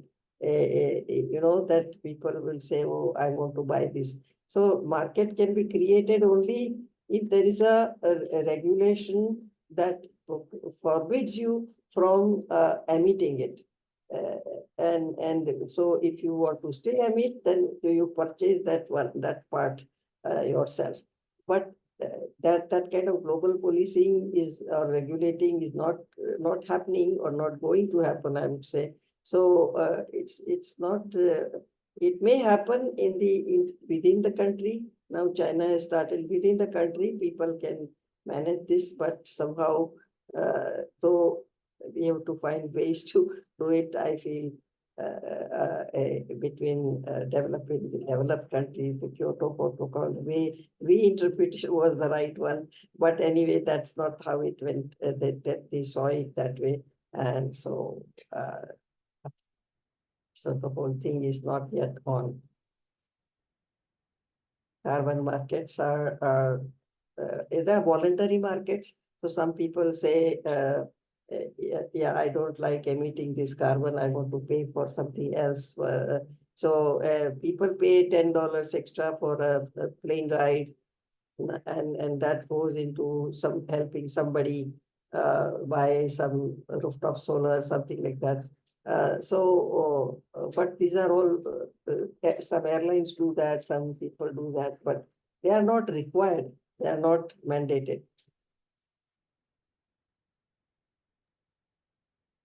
Yeah. Okay. Thank you for your answer, ma'am. We have another question. It's by Mr. T.K. Arun, sir. He asks, what are your thoughts on carbon dioxide removal? Oh, yes. Yeah. Carbon dioxide removal is a possibility, CCU. So we worked also on CCS. Actually, that was a project that Department of Science and Technology gave to IRADE. But by the time we finished the project, there was actually the power secretary, I think Mr. Rajdan was the power secretary, yeah, I think. He says, we can't inject this carbon into the ground, because if it comes out, the population will die. We are too populated for this. Geological Society was also there. They say we can find reservoirs where you can do that, but I think that was not quite convincing for a long-term thing that way. We just would just stay there. So that, and then European Union was asking who would manage, who would regulate this, whether it would disturb the water aquifers, and what will it do to the plants and biosphere, because actually plants need carbon dioxide from up there for photosynthesis, but coming from below is not what they need. So anyway, so that was though they are supposed to stay in the reservoir, but leaking had to be accounted for. Anyway, so now the CCU, the carbon capture and storage, can be also that you have carbon and then utilize it. But collection cost of carbon and utilization, need for utilization. Now, carbon can be used for some small industry, beverage industries and so on. But these are different quality of CO2. And so finally, large scale are not seen. There are many small scale successful uses for that, but they are not large scale. There are two, I mean, the problem being twofold. One is it is so diverse and dispersed that to make it concentrate for some input used for industrial product itself is a challenge, but you can capture it all from the plume and then pass it on to something else. Yeah, so it could be done to large extent, but we are emitting gigatons, so 50 gigatons or something like that. So it's a huge sum. That is 50 giga is 10⁹. So 5,000 million tons of CO2 is not something we can use. And it's not going down very fast also. It's accumulating. Thank you so much for those answers, ma'am, and thank you for a very comprehensive and engaging talk. We thank you for taking time to join us today for this session, and we also look forward to learning from you in further IMPRI events as well. Thank you so much. Thank you. All the best. Thank you. Moving on for today's day, we will now have the creative project presentations by our fellows.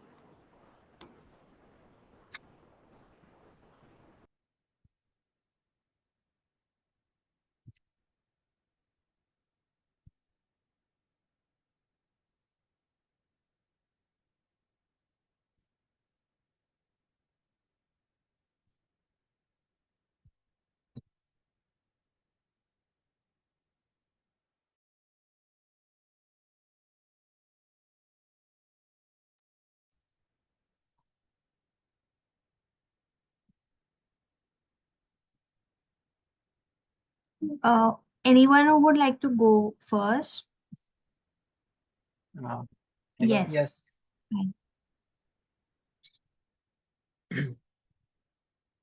I will share my screen.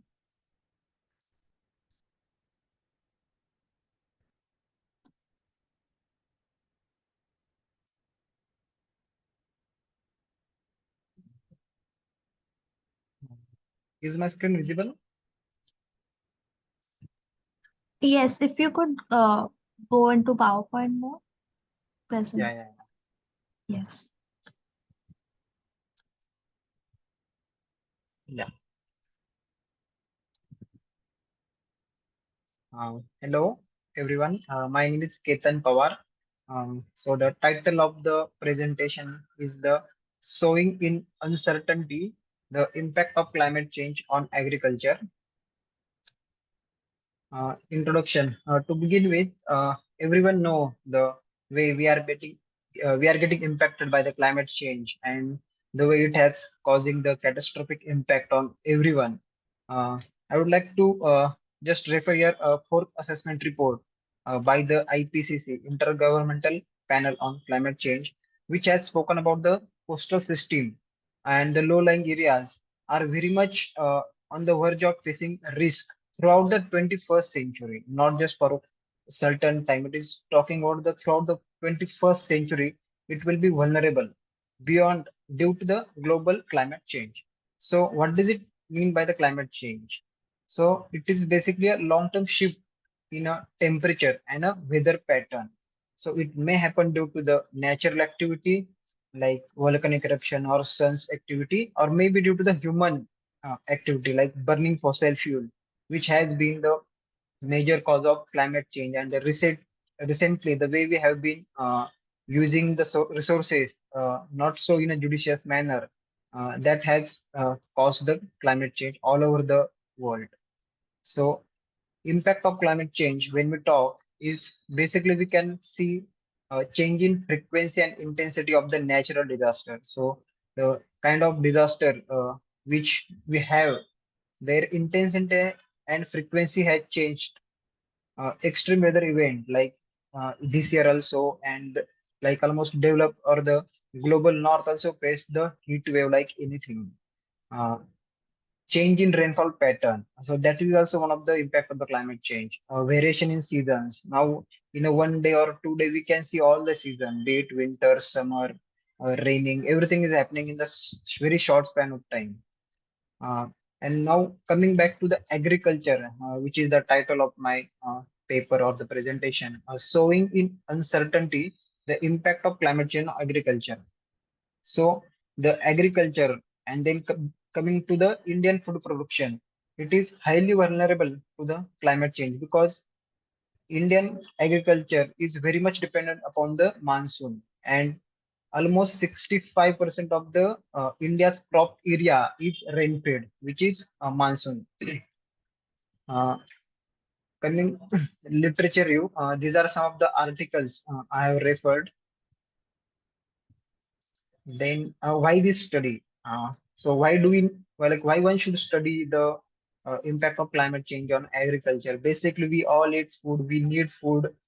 Besides that, talking about the policy making level, we need to think why we need to study this topic. Recently, Supreme Court in M.K. Ranjit Singh and other versus Union of India has spoken about and expanded the scope of Article 14 and 21 to include right against adverse effect of climate change. So the way we have been behaving and the way we are burning the fossil fuel, climate change is going to be there for long period of time.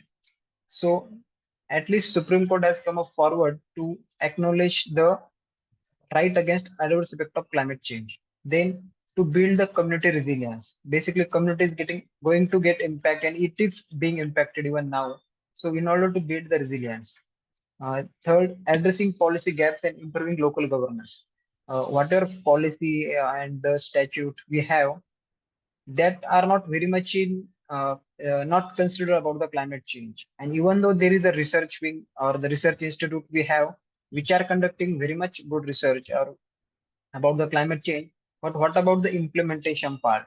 So we all need to see this in one go, like doing the research, understanding the policy gaps, and implementation. Like, are the farmer getting benefit of the research? Are they understanding the climate change and its impact and how it is impacting their all efforts on the crop? Then international commitment. Article 51 of the Indian Constitution talks about we as an Indian, how we should abide by the international commitment or convention. So from that perspective, Sustainable Development Goal 2, which is about the food security, or the Paris Agreement, where we have given commitment for the temperature. Then CBD, Convention on Biological Diversity, which encourages the conservation of biodiversity, or the recently set the target of net zero emission of 2070. Considering all this point, we need to study this topic in a more detailed manner. Methodology I have used for this research is a qualitative research. Data tool is in-depth interview and focused group discussion.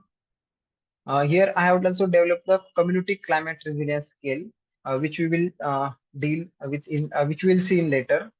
Units of research. I have conducted my research in Ratnagiri district, Ambeshet and the Sakri Nate village of Maharashtra. A sample size of the empirical study was 25 individuals from the Ratnagiri district. I have also visited Ratnagiri District Disaster Management Authority and the Nasne Gram Panchayat. I hope I am audible throughout the presentation. Yes, you were. Yeah. Now coming to the main part, like discussion and finding of the research. And here I will explain briefly about the community climate resilience scale. I will just zoom the screen. You can see these are the 8 parameters I have referred, and I have given to the each participants and asked their responses based on these 8 responses, 8 parameters. I will just read out for all. Awareness about the climate change, early warning system, social capital, economic stability after climate-related disruption, climate-induced displacement, disaster preparedness and response, government policies and support, and overall response. So all these 8 parameters have been I've made considering the impact of the climate change, how it is impacting the livelihood of the people, mostly farmers and fishermen. So in this scale, you can see a value of 4 indicate maximum resilience against the climate-related disruption or climate-induced disaster, and 1 indicate the minimum resilience. If any participant answer like from 1 to 4, then 1 means minimum resilience, 4 means maximum resilience, and 2 is a balance. So you can see I have marked in the same manner, and the dark or the highlighted portion shows that much resilient the people are.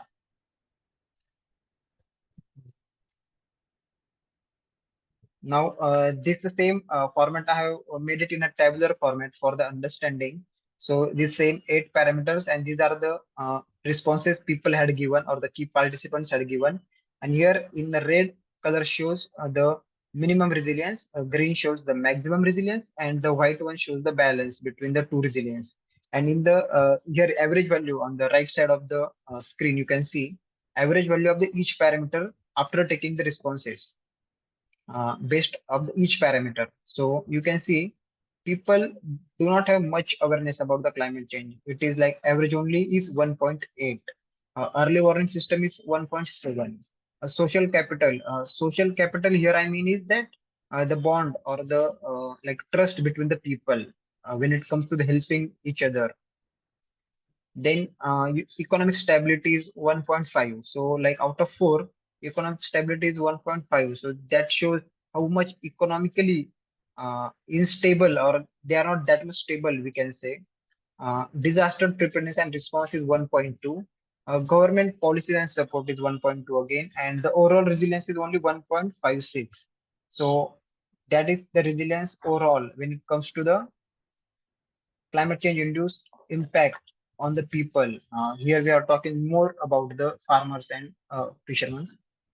The same, this is for the 15 people, and this is for the 10 people. I have made two separate charts based on the category. First table is about the Ratnagiri farmers, and this is for the fisherman community. You can see again the same parameters, their responses, and based on that average value. Coming to the discussion, like how this whole thing is getting impacted, and people or the farmers are getting like they are facing the losses. So agriculture overview, the major crop which are being produced in the Ratnagiri region is the mangoes. You must have heard as that Alfonso mango, cashew, coconut, erica nut, or rice. So how these all crops are getting impacted, and the loss in income due to the climate related events like uneven rain, change in season pattern. So all these things are impacting these crops. Just to tell you one example which has been told me by the farmers. Disturbance in initial cold. So whenever there is a flowering of mango is happening, there is an initial cold is required for the flowering. But due to the change in season pattern, that flowering for the Alfonso mango is not happening, which is leading to the loss in quality or the reduction in the quality of the mangoes, and then again leading to the loss in income for the farmers. Climate and then loss in income, it is leading to the climate change induced migration. This migration is not directly about the due to the cyclone or flood or this climate induced extreme weather event, but it is more about the indirect where this whole thing is happening due to the climate change. Yes, definitely we can debate this whether it is due to the climate change or not, and it is still discussed or debated in through school of law. But climate change induced migration where people are moving away from their city or their native places and going to the other places in search of job or in search of better livelihood opportunity. So this way is also climate change is leading to the indirect migration or the climate change induced displacement, we can say, or the forced migration. All are the rhymes which we synonyms which we use. Then backwater in the coastal farming areas. So due to all this thing like the rise in sea level or the extreme like event like flood and cyclone, so the backwater in the sea, which is coming into the farming areas, so that basically water is salty, then it is leading to the or affecting the mangoes or rice cultivation. And coming to the cyclone impact, the Ratnagiri or the western coast of the India has seen cyclone like Spayan, Taukte, Nisarg, which has caused damage like anything. Affecting the physical infrastructure is like very much there, which can be seen by naked eyes. But what about the impact which is happening to the mango, cashew, and coconut, and the kind of compensatory mechanism we have, which is very much less, very less. Then coming to the Maharashtra, like units of research, like Ratnagiri, Maharashtra, when I visited the District Disaster Management Authority, I could come to know that budget is definitely there for the disaster management, but there is very much less or absence of provision for the agriculture and how the agriculture or the farmer can be protected. And that I could also see or through the newspaper also in coming day in those days, that there is a lack of expertise about the climate change or integration of climate change and agriculture as such at the grassroots or at the district level. Sorry.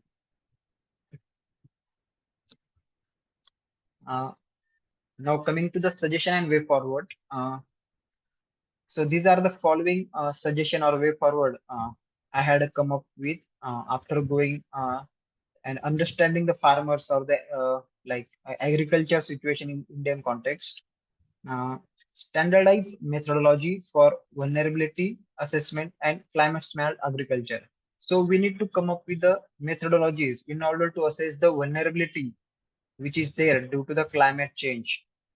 Second, we need to institutionalize the continuous data collection at the macro level in India. India being the subcontinent country, even though my years of research is more about the Ratnagiri, but I have tried to come up with the suggestion and way forward holistically so that we can have something about the climate change and agriculture integration put together. So we need to have a continuous data collection at the macro level. The same macro level data can be used at the macro level, like in the large scale at the national level for the policy formulation.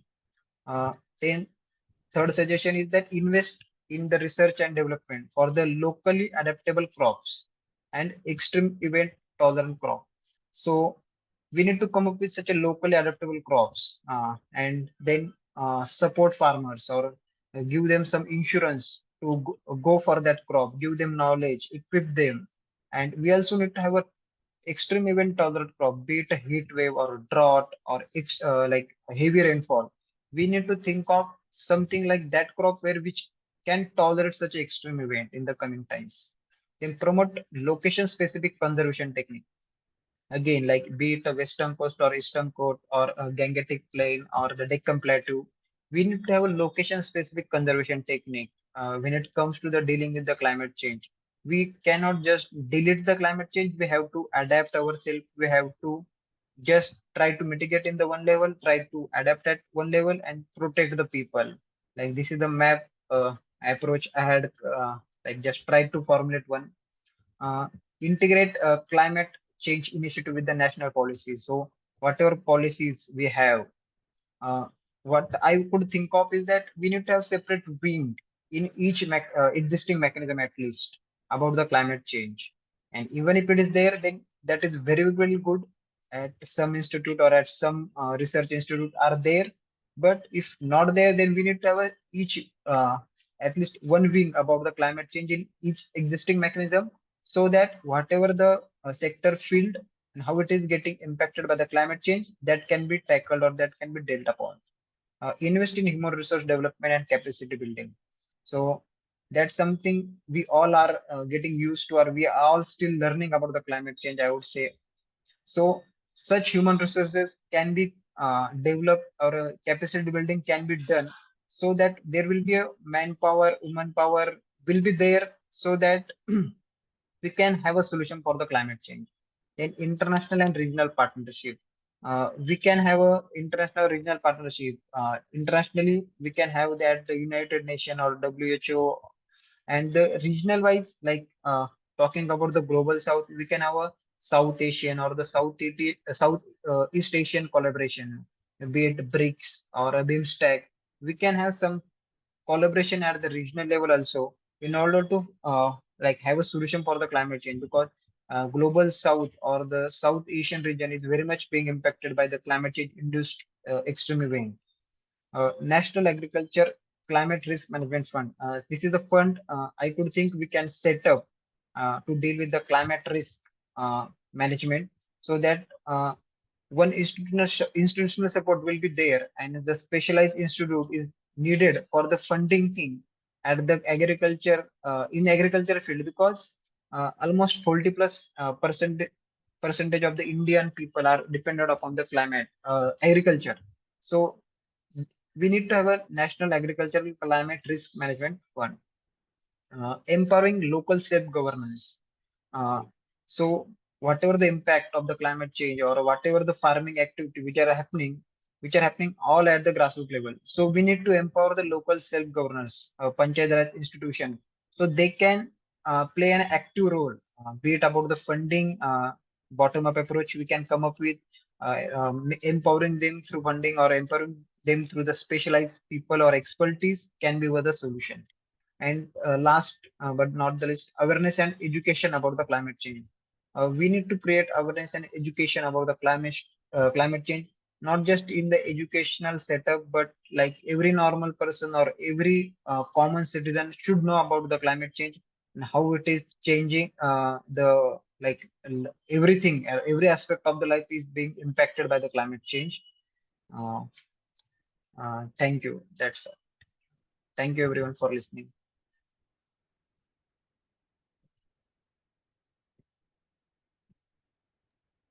Thank you, Ketanji. I would now like to quickly request Bhargavi ma'am to kindly share her remarks. And with that, I would also like to notify all the fellows that first presentation has exceeded the time limit by a lot. We would appreciate if everybody sticks to the 5 to 7 time limit only, since we have a lot of presentations lined up.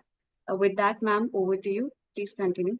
Priyanka, in the interest of time, should we listen to everybody and then take questions instead of me giving my remarks for each of it? That might take time. Is that okay? Sure, ma'am. Okay. Yes, Okay. Yeah, we'll take questions at the end and then I'll wrap up, give my comments on all of it together instead of everyone, each and everyone. Okay. Thank you. Thank you. Sure, ma'am. Thank you so much. With that, we'll proceed with the next presentation. Tanisha ji, if you're ready, please share your screen.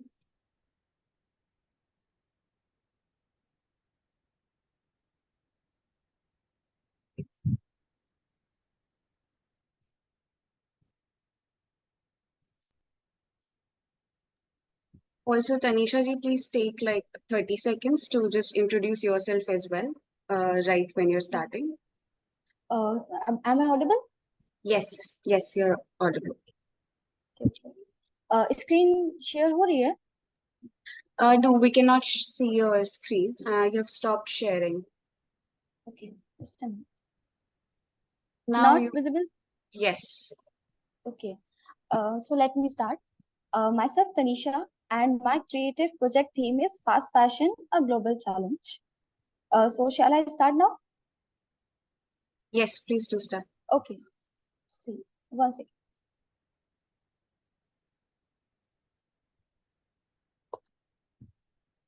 Okay.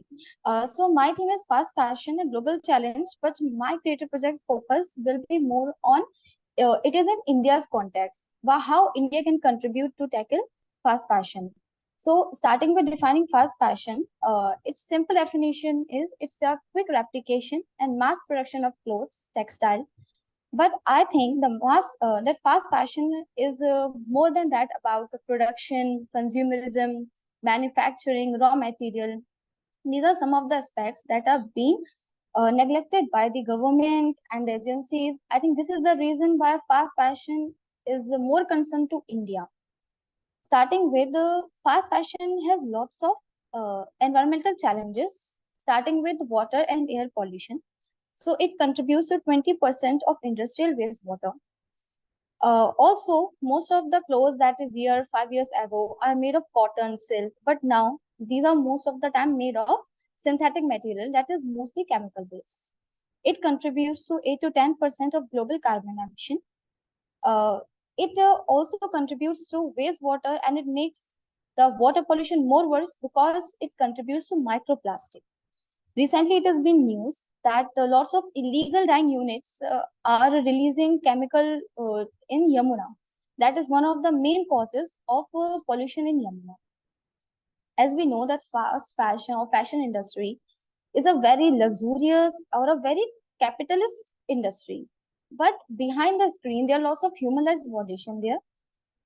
Quoting some of the examples, this industry contributes to 75 million people employment, which were most of the women. This industry in 2020 resulted in 66 fires in factories, and these incidents happen regularly. There's one report also that indicates that fashion companies like New York and Next fund Russia war on Ukraine using polyester made from Russian oil. One example that realizes the situation is really difficult for us to tackle, that Atacama Desert in northern Chile, that is the driest place on earth, now is also a graveyard for fast fashion. And according to the government, there's only one solution of these textiles and fabric, it is to burn them. Moving forward, as I said, that my focus will be more on Indian handloom and handcraft sector.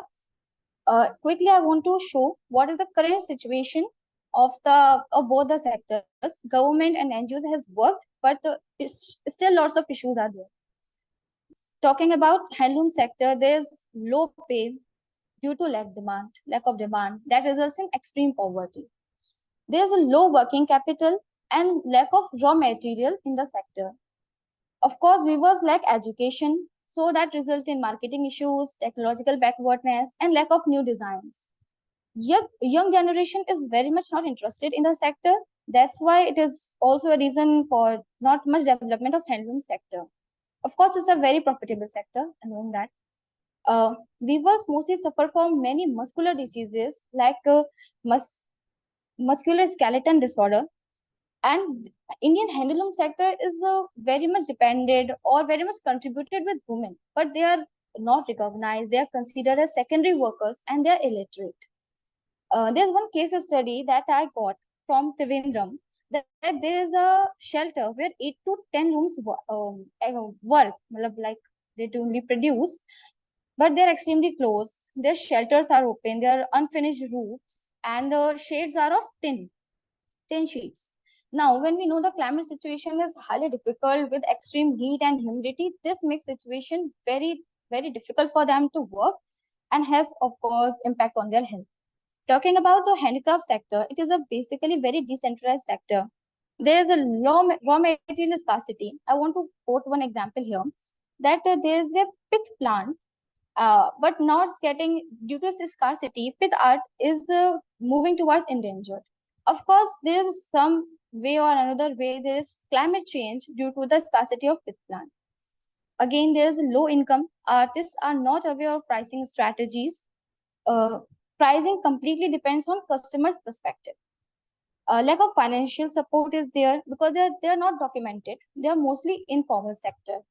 No uniformity in quality. Young generation lack interest and inadequate potential of branding the products. So, and at the time of globalization, it is very important to brand the product. There's one statement by Craft Council of India 2011. They said that handicraft is the second largest source of employment in the country after agriculture. Yet India had industries. This industry are in a crisis of misunderstanding. Because we are here mostly for environmental challenges, so here I want to bring out some environmental challenges in both the sectors. Cotton that is widely used, it is not a natural fabric. Most of 99% of synthetic fertilizers are used in cotton production. That is 16% of one insecticides are used. Silk production in which cocoons are boiled, it is mostly disapproved by animal welfare institutions. While the processing, dust and mist is generated that leads to respiratory diseases. During drying, painting, steam is generated, which contains carbon monoxide, carbon dioxide, and sulfur. That brings mortality to eyes, reduced senses, and fog. High quality of solid and liquid waste is generated. Noise pollution that influences the audio framework of weavers. Natural fibers, of course, it leads to filling landfills that lead to production of methane. Tanisha ji, you have 1 minute to wrap up. Okay, ma'am. Just give me 1 minute. Okay. Let's move forward. So here in this slide, I have been some sustainable practices of both the sectors. In raw material like Nirmal toys, these are made of koniki woods, right? They are very ecological and they are locally available. There's other examples as well, like dhokra craft. Okay, at the place of production in Andhra Pradesh, when Nirmal toys are made, they are made at the time of wood cutting, so the waste can be reduced. Lappam paste, it is also it's a very eco-sustainable paste. When local clay is used to join parts of toys, they use wood. So we can say that most of the material in these sectors are locally available and renewable. Of course, that handicraft sector is less intensive than industrial processes. If I talk about the finished raw material, so again here I want to tell that if we use powder paints of industries, they are basically chromium, lead, and that are very dangerous for children's health. So at their place, like a Nirmal twice are good options. Wrapping up, there are lots of solutions for this for both the sectors, but with the limit of time, I want to highlight two here. That if that we know that handicraft is locally available material and they are less energy consumer and consumed, they are usable, reusable, minimal infrastructure is needed, and they are resource intensive, toxic free. If these things are realized by consumers, if then their consuming pattern can be changed. They will promote their Indian handicraft sectors, as we have like our culture center of Ambani Group. It is also promoting. Then there are 4 P's of production of at this time, like for businesses or for promoting any sector: production, price, place, and promotion. First 3, former 3 have been very much supported by government and non-government agencies. But at the last thing, form the promotion, that is very crucial at the time of globalization. If this is for, we need sustainable in this world, we need to promote Indian handicraft and handloom sector. That's all. Thank you, everyone. Thank you, Tanisha ji. Since we'll be having all of the presentation remarks towards the end of all of the presentations, now we'll be proceeding further with the next fellow. Nishchal ji, if you're here, I'm ready to share screen on your behalf. Yes, please share my screen, Priyanka ji. Nishchal ji, please introduce yourself and then you have 5 minutes. I will be unmuting and informing you that the 5-minute time is up. All right? Okay. So my name is Nishchint Srivastav, and I'm a former consultant in IQVIA in the project of Swachh Bharat Mission. And I have done my bachelor's from Government College of Architecture and MTech from Urban Development Management from TerrySAS. And my thematic is analysis of environmental, social, and governance dynamics in Ganga Yamuna River ecosystem, Prayagraj, Uttar Pradesh. Can you please play the video?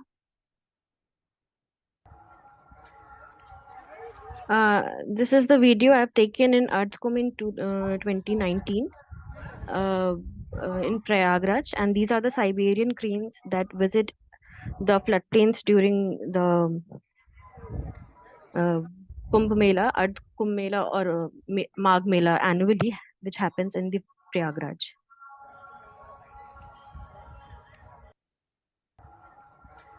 Please. So I would like you all to please draw attention to this flow chart.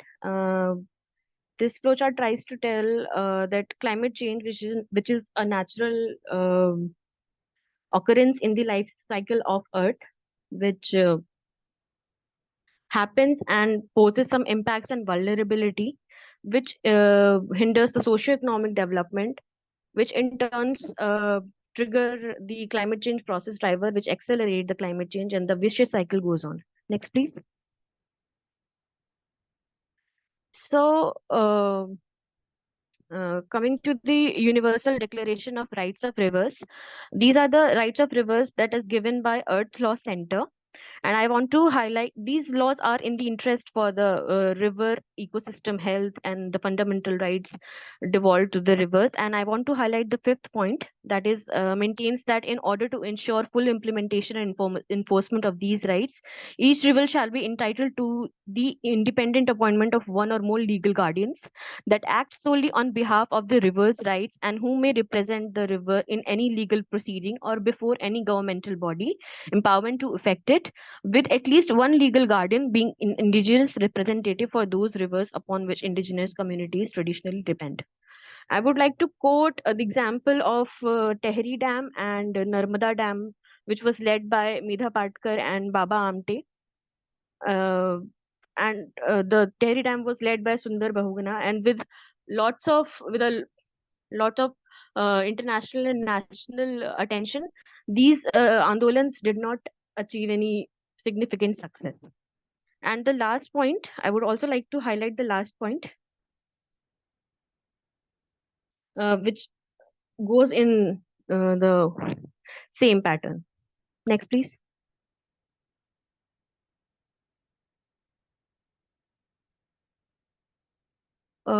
Taking cue from the previous slide, Uttarakhand High Court issued a declaration in March 2017 that the Ganga Yamuna River, along with its with their tributaries, to be juristic legal person, living entities having the status of a legal person.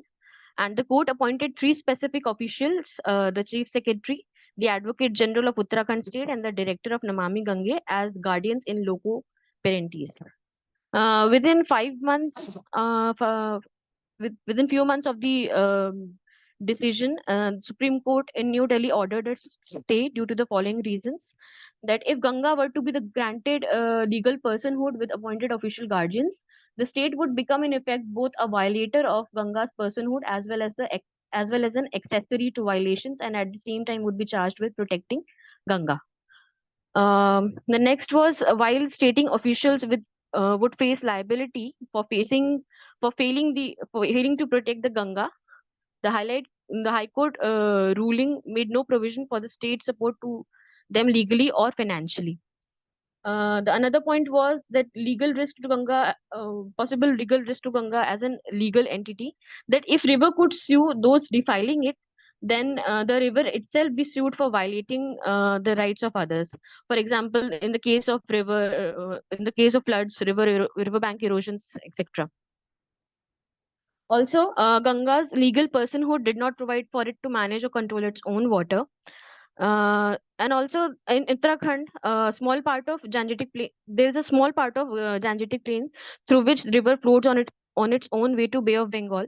The much larger and the more far populous states of Uttar Pradesh, Bihar and Jharkhand and West Bengal could well be harmed depending on what upstream rivers guardians might impose. But Sukna Lake in Chandigarh has tried to adopt the rights of legal personhood and had been in experimental mode only rather than being a role model. Next, please. These are my research questions and objectives. Due to lesser time, I would like to highlight the research questions. That first question is, what is the issues prevailing in Ganga Yamuna river ecosystem from the social, environmental, and governance perspective? And what are the policy interventions taken to improve the ecosystem of the study area? And how can we prepare for Ganga Yamuna river ecosystem for further degradation and climate change? And the research objective mentions are in the purview of the same research questions. Next, please. So I have identified problems in the domain of environmental, social, and governance dynamic. I have the ecosystem. I have divided the ecosystem to rivers, floodplains, and wetlands. And these are some of the problems that are being identified. And the sources for problem identification is various newspaper articles. I wanted to highlight some of the major problems like non-compliance of environmental laws, like the factories and the tanneries. They don't have proper drainage system, and most of the STPs are made operational only at the time of audit. And in the perspective of social and governance, fisheries are banned in some of the stretches to meet pollution mitigation and biodiversity conservation. Therefore, fishermen are not being able to pursue their profession and are being compelled to poach for their survival. And for some months of the year, they do fishing, and for the rest of the months they are doing some work in labor. Nishchanji, you have 1 minute to wrap up. Okay, next please. So the existing gaps in policy frameworks. First is a lack of sufficient legislation on the protection of the rivers. This is due to the mismatch between policies of various ministries that govern rivers, such as Ministry of Jal Shakti, Ministry of Agriculture, Ministry of Power, Ministry of Road Transport and Highways. The next is disconnected approach to the connected nature of rivers. The volume of Ganga, Yamuna, and the major rivers in India comes from the 60% of the volume of these rivers come from its tributaries. So it is very much important to look on the tributaries also. And the government of India formulated several policies and rules concerning water management and conservation. The National Water Policy in 1987, 2002, 2012, with wetland conservation and management rules, focus on water allocation and pollution control, flood management, and promoting livelihoods only. But the policy of national environmental policies of 2006 recognizes the interconnectedness nature of rivers and outlines the integrated management approach for the river basins. But this policy was dissolved in favor of National Ganga Council in 2016. And the next is inadequate protection to the river ecosystem. In this,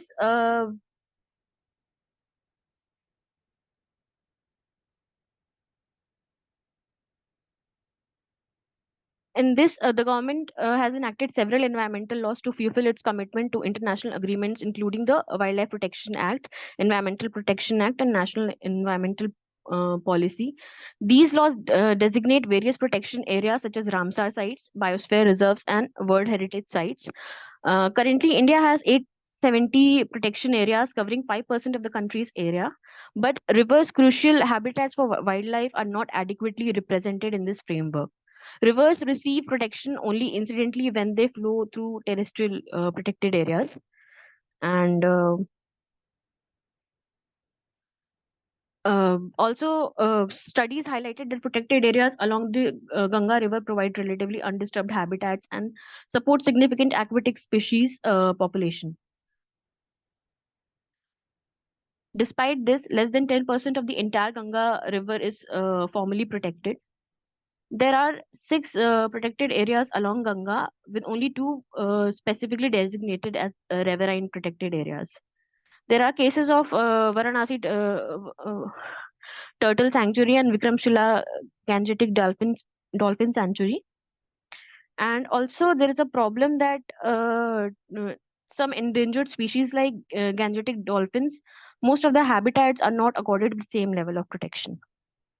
Apart from these, there is a greater need for cross collaboration between physical science and social science discipline to build policies that can truly address both the environmental and social dimensions of the Ganga, Yamuna, and river ecosystem. And there are many community-based solutions that do not require state or central initiatives. And alternatively, we should look at the frameworks that require and that needs a bottom-up approach rather than top-down approach. Thank you. Thank you, Nishchanji. Next, we have Deepanita ji. If you're ready, please share the screen. Yes. Please do introduce yourself, and then you have 5 minutes. I will be unmuting myself and informing you. Okay. Is the screen visible? Yes. Okay. So, hi, good evening, everyone. So, I am working as a research associate for the International Center for Research on Women. And I have previous experience, particularly in the gender and climate action space. So this is one of the key areas of my work is commons, land-based common pool resources and community practices or community livelihoods. So my presentation and my submission is based around that. And the title is Commons and Pastoral Livelihoods Through Practitioners' Lens, an exploration of key trends and challenges.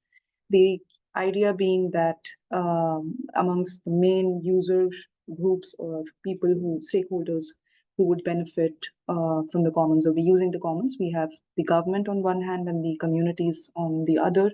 And the practitioners are kind of building a link or a bridge between the two, so that angle needs to be explored. My key research question would be, what are the key trends in the management and use of commons for pastoral livelihoods as observed by practitioners? And subsumed within that are the aspects of traditional knowledge, gender division of labor, cultural practices, and of course, pastoral livelihoods. Also, how do external factors like climate change, migration patterns, and market dynamics all affect the livelihoods of communities? Briefly, to explain what commons are, though we have spoken about it, CPRs include natural and human-made systems. So you could be looking at a road or a government property and think that is also commons, but so are the natural ecosystems like forests, grazing lands, pastures, and lakes. So the focus here is on common pool land resources, which is a subset within that. And we have the prominent works such as the one by Eleanor Ostrom, who has focused on the management of commons specifically.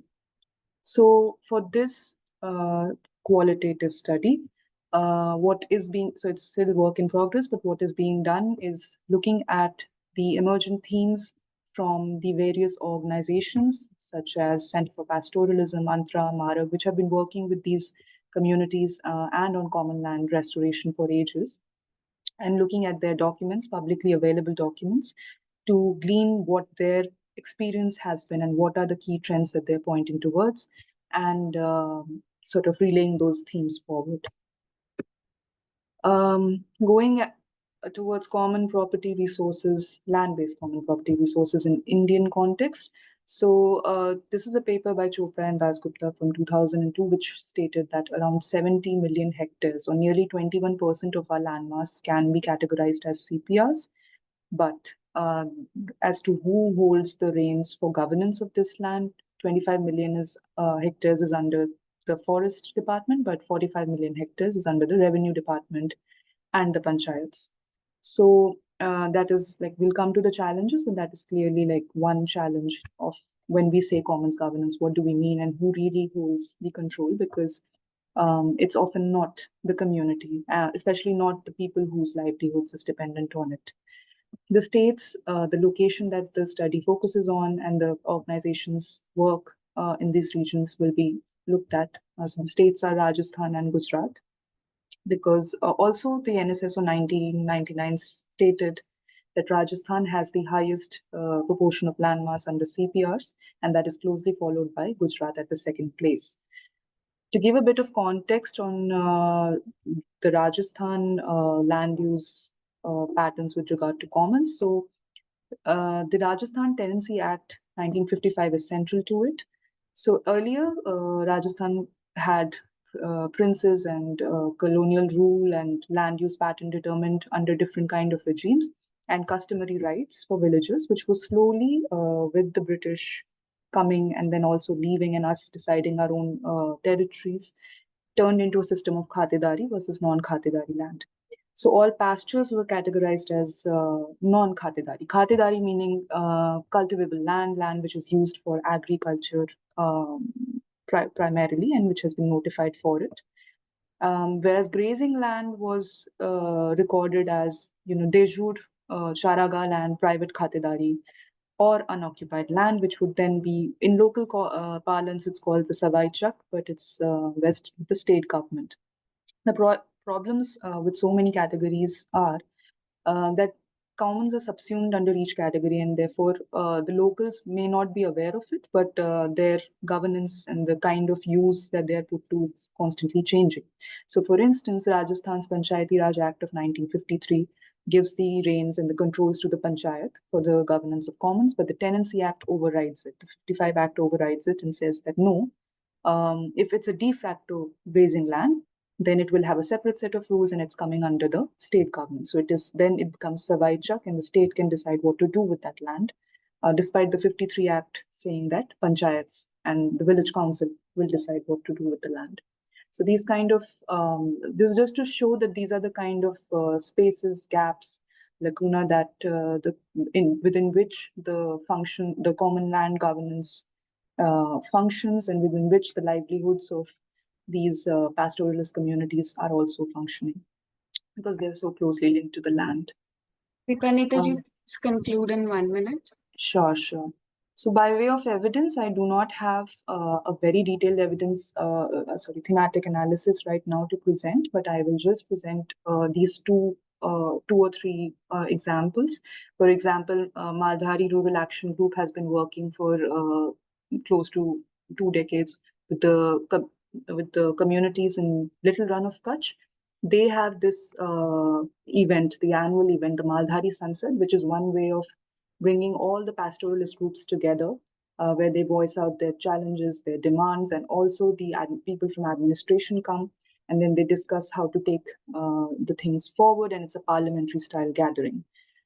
On the other hand, FES is an organization that's looking at systems approach and ecological conservation to promote rural livelihoods for pastoralist groups. So their involvement, as it appears, is mostly around natural resource management and going in through MGNREJs and village institutions. Center for Pastoralism has a different kind of approach where they're directly looking at the sale of products from, pastoralists and pastoralist livelihoods and livestock rearing. So they have the Desi Oon initiative, for instance, with more of on which will be explored in the submission. So to conclude, first of all, the local parlance around commons needs to be understood. For example, in Rajasthan, it is known as Shamlat. And that is very different from the idea of English commons, which also Ostrom was looking at when she was talking about the commons. So, but we do have local words and local understanding, and along with it, traditional cultural practices which are related to it. So the idea of commons and commoning in the context of traditional livelihoods needs to be understood holistically. We also do not have a national policy on commons. So pasture land, barren wastelands, they're all redirected for, say, mining, agricultural use, privatization. This is again linked to what we discussed around the Tenancy Act, for example, in Rajasthan. Commons governance is also spread across multiple government departments. So for instance, some land is under revenue department, some under forest department, and some under the Panchayati Raj department, and they do not speak to each other. Pasture land has traditionally formed a link between nomadic and settled communities. The Gujars are a very good example of that. But due to the commons shrinking and privatization coming up and urbanization coming up, so the livelihoods are threatened for these communities. Specifically, we should think about the youth amongst the pastoralist groups. We need to acknowledge what their aspirations are and how could we, if possible, incentivize traditional livelihoods for them. And finally, Ostrom's 8-point rule for management of commons can lead to management effectively by village institutions. But for that, we do need support and all players coming together instead of working in silos, as is the norm right now. So yeah, with that, I conclude. Thank you. Thank you, Dipannita ji. Next up, we have Abhay ji. If you're ready, please share your screen and introduce yourself, and then you have 5 minutes.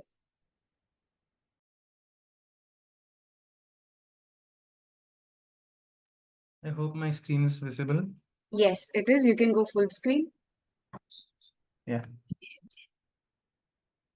Yeah, myself, Abhay Menon. I'm actually a student of class 12. I just got out of school this year, and I'm about to join my undergrad at IMPRI University. I'm pursuing BSc Honors Environmental Science and Sustainability.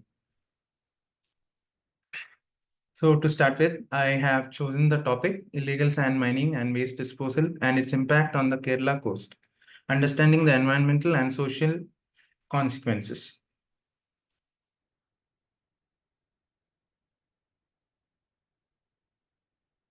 Overview.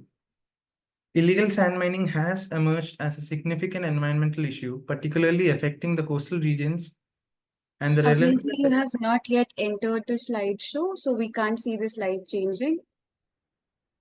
I have. Yeah, if you just resume slideshow. Is it not visible? No, we can see your screen, but you're not in the slideshow mode, and so we cannot see your overview slide. How am I supposed to do that? Can you just resume slideshow? You've opened a dialog box, right?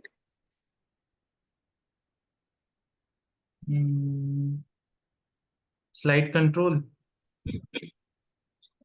No, I can see a dialog box is opened up. You just do the slideshow there. Or you can click on from beginning as well. Wait a minute, I can't.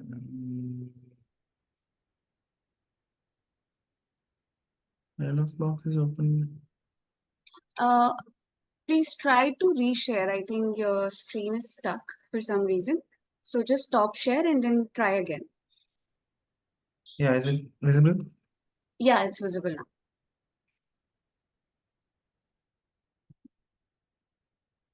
It's not moving.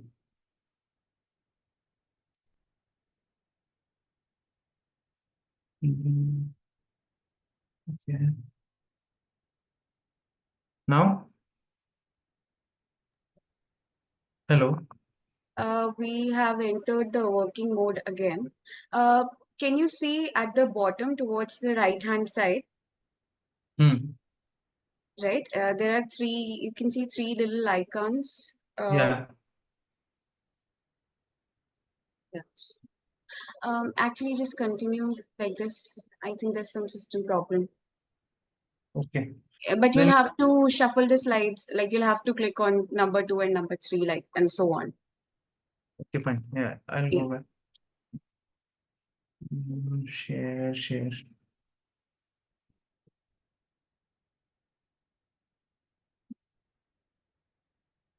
Okay. In overview, the illegal sand mining has emerged as a significant environmental issue, particularly affecting the coastal regions. The relentless extraction of sand from the beaches, rivers, and seabeds poses a severe ecological and socio-economic challenge, and this practice is driven by a high demand for sand in the construction industry, but its repercussions on the environment and human lives are profound and far-reaching. Regarding environmental degradation, the most immediate impact of illegal sand mining is the environmental degradation. Coastal ecosystems are delicate and play a crucial role in maintaining biodiversity, protecting shorelines, and supporting local economies through fishing and tourism. Sand acts as a natural barrier against erosion and extreme weather events. When sand is removed indiscriminately, it leads to the destabilization of these natural barriers, causing increased coastal erosions, habitat destruction, and loss of biodiversity. The socio-economic consequences of this are, for communities living along the coast, the ramifications of illegal sand mining are devastating. Erosion caused by sand removal can result in loss of property and land. House, infrastructure, and agricultural land are increasingly at a risk of being swallowed by the advancing shorelines. This not only displaces families, but also disrupts the local economies that are heavily dependent on the coastal resources. The degradation of the coastal ecosystem directly impacts their livelihoods. Fisher folks, for instance, suffer from the depletion of fish stock as their breeding grounds are being destroyed. Tourism, another major economic activity in the coastal areas, is severely affected because of beaches severely affected as beaches become eroded and less attractive to the visitors. Consequently, the income and the food security of the coastal communities are jeopardized and leading to increased poverty and social instability. And then we have the health and safety concerns. The health and safety of the local populations are also compromised. Erosion and sedimentation caused by illegal sand mining can contaminate the water sources with heavy metals and other pollutants, posing serious health risks. Additionally, structural integrity of the buildings and infrastructure is threatened, increasing the likelihood of accidents and injuries. Regulatory and enforcement challenges. Despite the clear environmental and social costs, illegal sand mining persists due to weak regulatory frameworks and enforcement mechanisms. Corruption, lack of awareness, and insufficient resources for monitoring the policy and policing contribute to the difficulty in curbing the illicit activities. Effective measures to combat illegal sand mining requires robust laws, stringent enforcement, and community involvement. Mitigation strategies. Illegal sand mining represents a significant threat to coastal environment and well-being of coastal communities. The unsustainable extraction of sand leads to the environmental degradation, economic hardship, and health risks. Addressing this issue demands a multifaceted approach involving stringent regulation, community engagement, and sustainable alternatives to sand in construction. Only through comprehensive and coordinated effort can mitigate the detrimental effects of illegal sand mining and protect the livelihoods of those on the seashores. Conclusion and call for action. The summary of the key points are: that illegal sand mining and improper waste disposal are causing severe environmental and social impact on Kerala's coast. And the collective action is crucial for preserving the coastal environment. Call for action, engage in local cleanup efforts, advocate for stricter regulations, and support sustainable practices. Thank you. Thank you so much, Abhayji. That was really on point. Next up, we have Meghaji. Meghaji, if you're ready, please share your screen, introduce yourself, and I'll inform you at the 5-minute mark.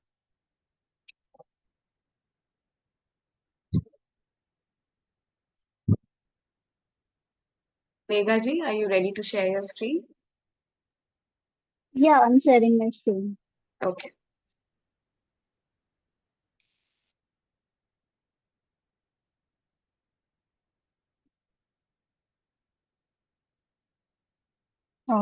Hello everyone. My name is Megha Mahajan. I'm currently working as a senior executive in an ESG consultancy firm. My presentation is like not very much technical.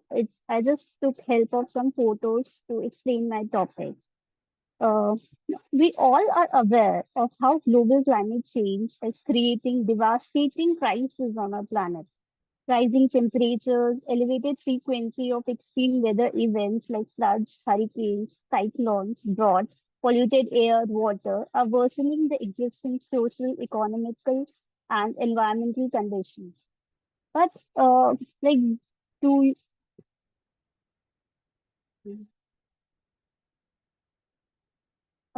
do you think we are the ones bearing the worst of climate change? I know it sounds a bit strange, but you'll get to know by the end of my presentation why I asked this question.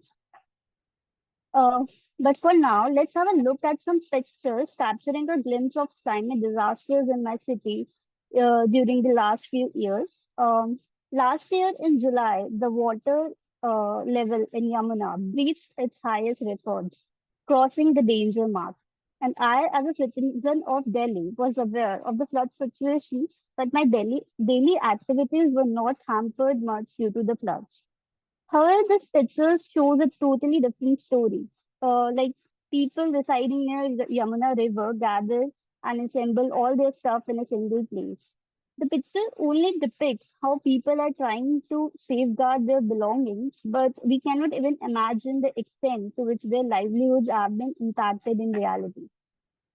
Now let's have a look at another picture where the slum dwellers whose houses got submerged are relocating themselves to a supposedly secure place.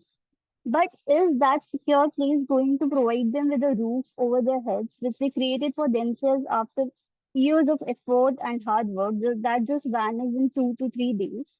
And what all they are receiving is tarpaulins and packet of milk in the name of help from the government in those secure places. Now, what they are left with is no option to accept for what, wait for water levels to be filled in order to get back to their normal lives. This is not going to remain so normal after this flood. We all have been hearing about disaster. Delhi faced an extended period of intense heat wave, making all the daytime temperatures were extremely high, leaving people who struggle with continuous distress. I've had access to every cooling facility during this period, but still getting out even for 5 minutes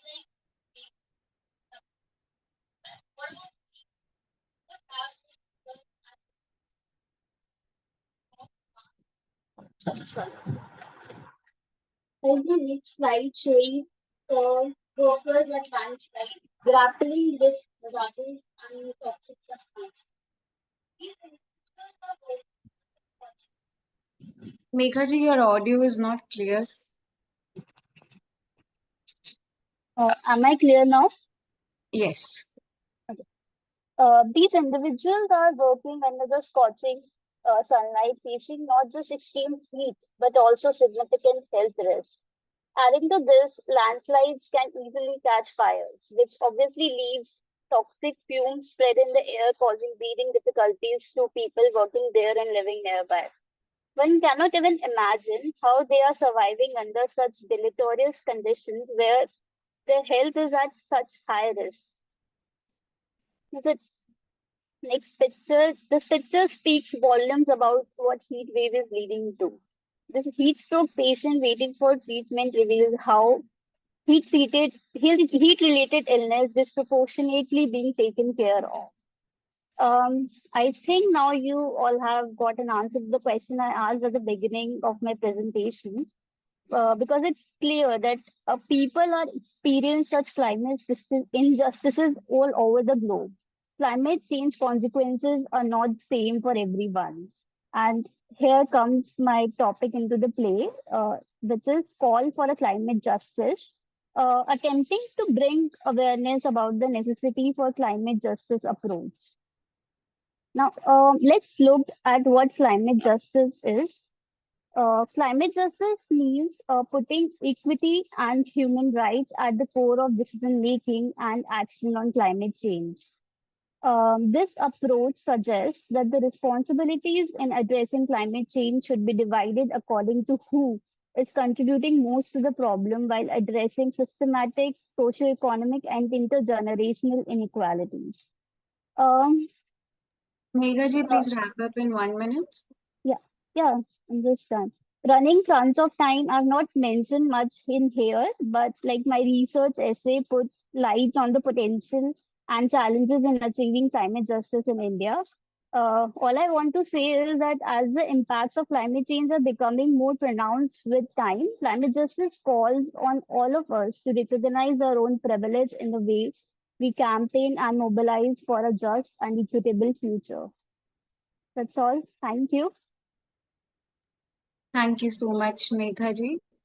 With that, we'll proceed to the next presentation. Anushanji, if you're ready, we'll have your Yeah, I'm ready. I'm presentation. sharing them.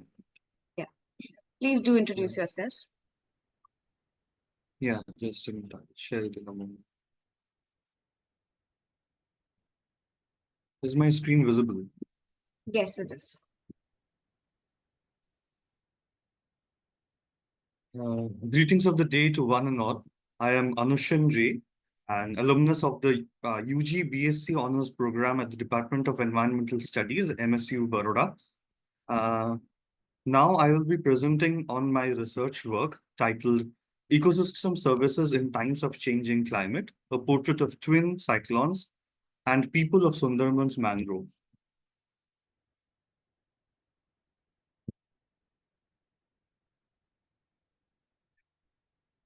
Sundarbans is one of the hotspots of global climate change and has potential to be severely affected by climate change.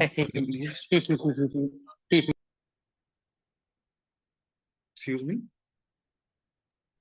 Please continue. Yeah. Affected by climate change-induced environmental hazards such as sea level rise, salinity intrusion, rainfall variability, increase in frequency and intensity of storms, storm surges, and river floods, temperature rise and coastal erosion, land accretion, and subsidence. These changes will slow development process and alleviation of poverty in the coastal region, which in turn will aggravate both social and environmental adversities of the region. Mangroves provide several important benefits in the form of ecosystem services, and these have significant economic values. Storm protection associated with cyclonic wind buffering and surge attenuation are important services yielded by the disturbance prevention structure and functions of the mangrove ecosystems. Mangrove conversion activities for developmental projects more than often overlook and disregard this service and the associated economic loss. In times of a changing climate with aggravated and aggressive hydrometeorological hazards, rising sea level and shrinking shores, the protection provided by mangroves from climatic hazards gains immense importance. The study determined the damages caused and estimated the cyclone damage avoided in 4 islands of the Indian Sundarbans with Cyclone Amphan of May 2020 and Cyclone Yas of May 2021 as the references.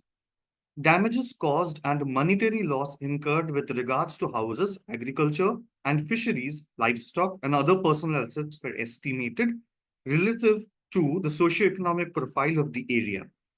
Tree damage was estimated along with assessment of the level, extent, and duration of flooding. The cumulative impacts of the two cyclones and the long-term effects were estimated using a group of 16 variables.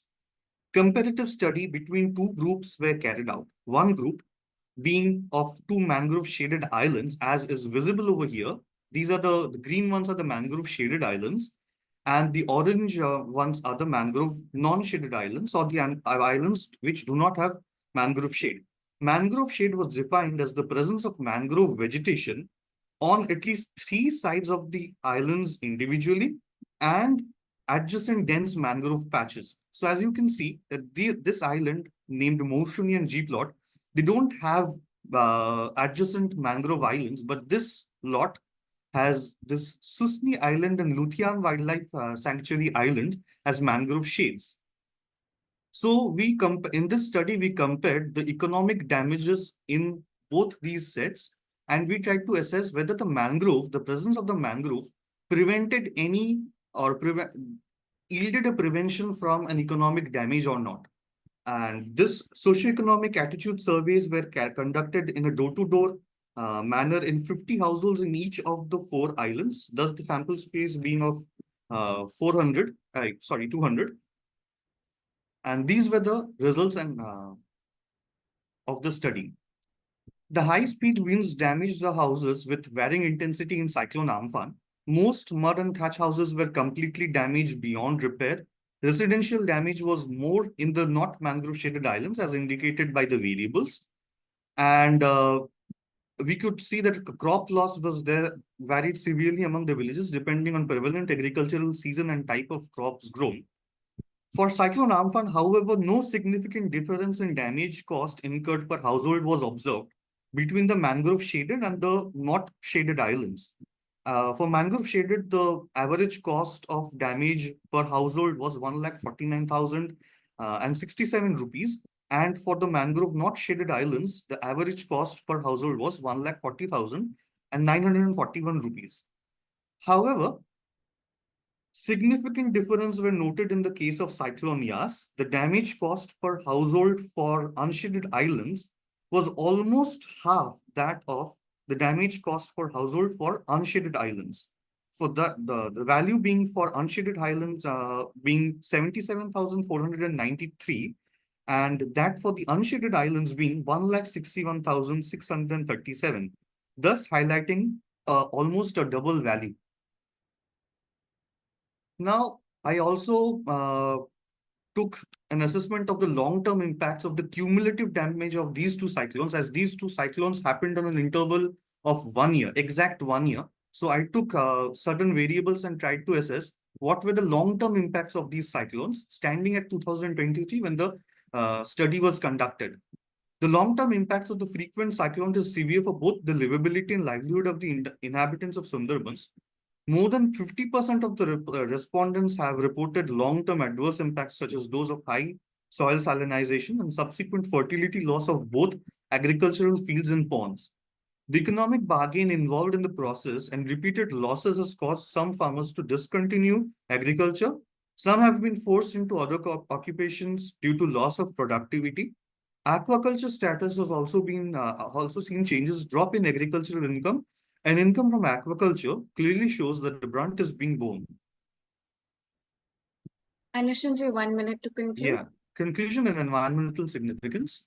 Various stakeholders such as the local community, government and non-government concerns, the policy makers and the executive often fail to understand the conclusions which scientific research draws. Ample studies are there to clearly state that the state of environment is in dire straits. Several ecologists and economists are of the opinion that unless the perils of environmental degradation are depicted in monetary terms, this communication gap cannot be bridged. Coastal wetlands provide a range of valuable ecosystem services, including protecting coastal communities from storms.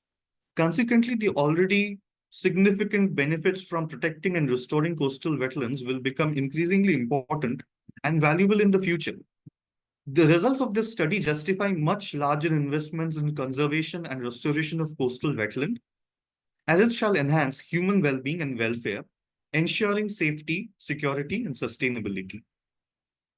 These are some of the literary articles I have referred to for conducting secondary research pertaining to this original work. Thank you, and I'll be glad to attend to the questions asked at the end of the session. Thank you so much, Anushimji. With that, we proceed with the next presentation. Maria ji, if you're ready, please share your screen and introduce yourself. Yes, I am ready.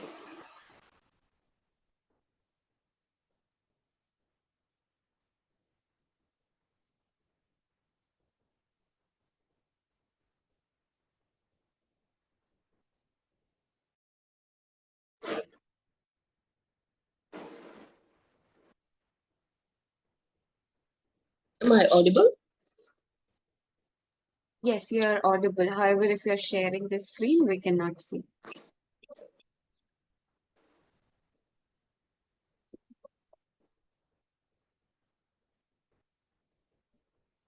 Can you see my screen now? No, actually, we cannot. If you want, you can share the presentation with us and I can share on your behalf. 1 second. Let Maria ji try. Maria ji, go to share screen. Yeah, A new window is popping up. Yes, there's an option to screen broadcast and start broadcast. Then select the PPT file. After clicking on share screen, then a new window will pop up. Then can you see the PPT file? Is your PPT file open? Actually, I wanted to share from Canva. My slide is in. Okay, so share screen and then go to your Canva. If it is in browser or in your app, just go there. Doing that.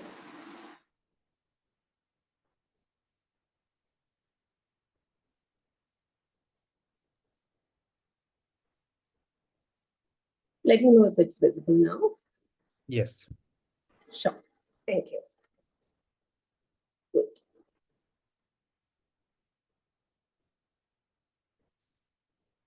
Okay. So sorry about that technical glitch. Hi everyone, I am Maria. I'm a lawyer. Yes. So this presentation is on Kutanad. This is about the place that I come from. I know the heading is written as Ende Kutanad, which in Malayalam it means my Kutanad. So this is basically an attempt of mine to understand my immediate surroundings. So just a disclaimer that it's not going to be very technical. It's something that's very personal, and this has come out from my quest to understand, the immediate surroundings around me. So yeah, just to give you an introduction into Kutanad. Kutanad is a place that is, it's actually a region that spans over 3 districts in Kerala. And it's a deltaic formation of 5 major rivers in Kerala. So you can imagine this place as this bowl-shaped islands of land, which is interconnected with well-networked waterways. There's canals and lakes, and it's situated on the Vempanad Called wetland, which is identified as the wetland of international importance and the Ramsar Convention. And this area is situated in the transitional space between land and the sea. So there's patches of mangrove forest, there's land of wet marshy lands, wetlands. So this entire area is a biodiversity hotspot. So there's this area is like a breeding space for migratory birds, aquatic fishes, and other animals as well. Also, this area, the Kutanad, is considered as India's only farming, where farming is conducted below sea level. So the farming is made possible below 1 to 2 meters of sea level. And this area and this specific agriculture is identified as globally important agricultural heritage system by FAO. So this is just a brief introduction about Kutanad, and I want to play a short video for all of you. This is from my house, like from my just in front of my house. And I want all of you to share with me your thoughts after seeing this brief video.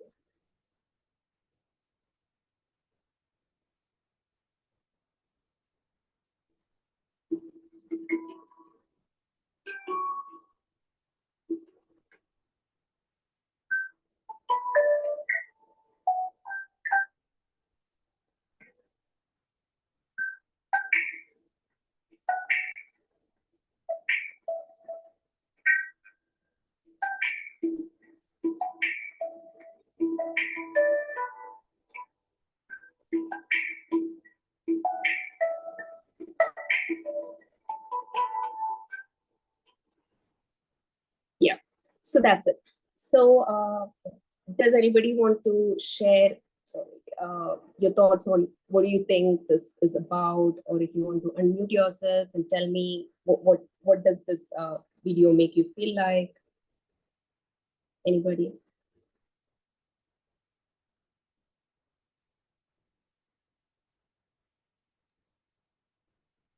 Even Yes, though yes, I want to say Good. that it was very natural.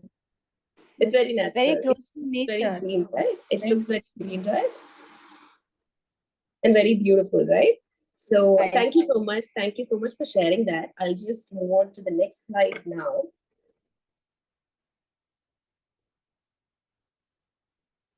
So what if I tell you that under all that greenery that you saw, there are a lot of fishes and snakes and frogs and aquatic animals that are dying?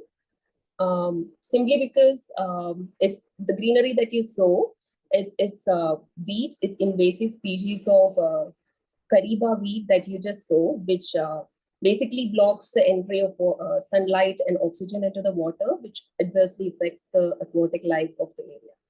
So this is also an invitation for all of you to look into your surroundings more deeply. Sometimes what may occur as beautiful to us, there could be hidden things underneath that. So yes, deep diving into what I really want to address. I want to address the invasive species, that is mostly the Kariba weed and water hyacinth in the area, which you can see. The first picture is that of my dad and my nephew and niece. You can see water hyacinth all around. And the third picture is that of the the flower of water hyacinth. It's really beautiful, I know, but it's just growing where it's not supposed to grow. So which takes me to my next slide, which is understanding these problems led me into understanding the history of the place, how this land, the huge, Kutanad spans over 50,000 acres of land. And these lands were traditionally, I think from 19th century, the reclamation of Vembanad Lake started. And there was a mass reclamation of the land for agriculture and for human inhabitants, which is continued till date. Even though the laws exist now, there is illegal ways of converting land for human inhabitants. And added to that is the Green Revolution. Green Revolution introduced high-yielding varieties of seeds to the farmers who were traditionally using traditional varieties of seeds. And these new seed varieties were intensive on water use, and they required high use of fertilizers and pesticides. So that in turn affected the water and the soil resources of the area. And talking about this area, I cannot talk about the problems of the area without talking about the problems of the humans there.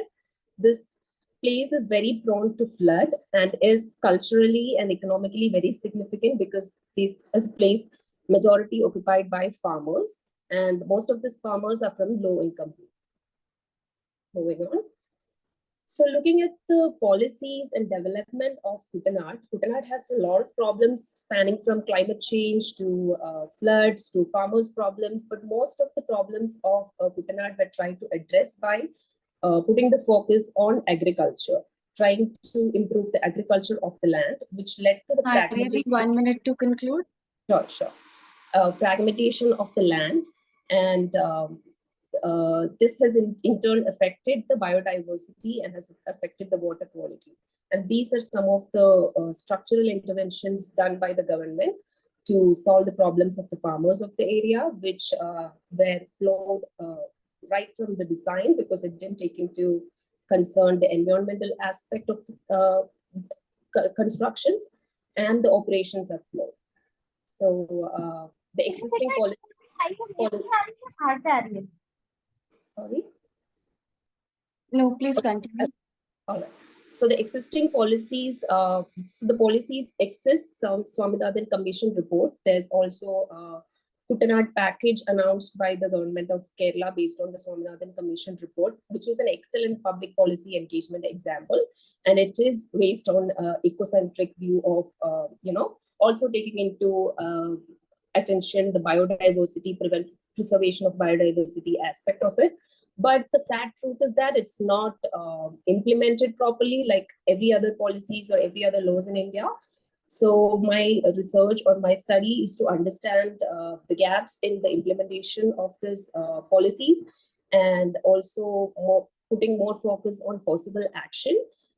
Just to give you like for the because there's very less time. Just one example could be like setting up of local biodiversity management committee, like breaking down exactly this policy suggest and raising awareness in the local community. So because I come from this community, I've already started reaching out to people in my area, like local conservationists. I'm hoping to start a small movement by setting up a local biodiversity management committee, which is requirement under the Biodiversity Act, like the local self-governments have to do it. So we are planning to put pressure on the local self-government to do it.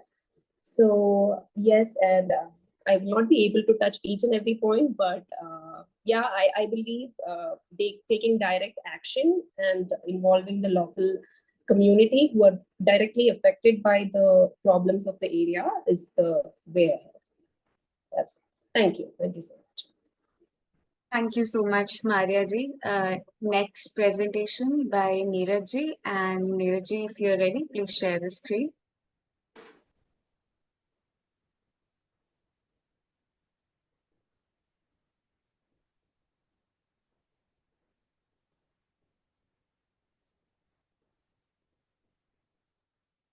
Is my screen visible to everyone? Yes, yes, it is. Great, great. Thank you. So my name is Neeraj Bhatia, and I am a senior manager at Waste Warriors. We are a non-profit that works in solid waste management in the Indian Himalayan region. Currently, we are based out of the states of Uttarakhand and Himachal Pradesh. And our niche is we focus in the eco-sensitive, tourist areas.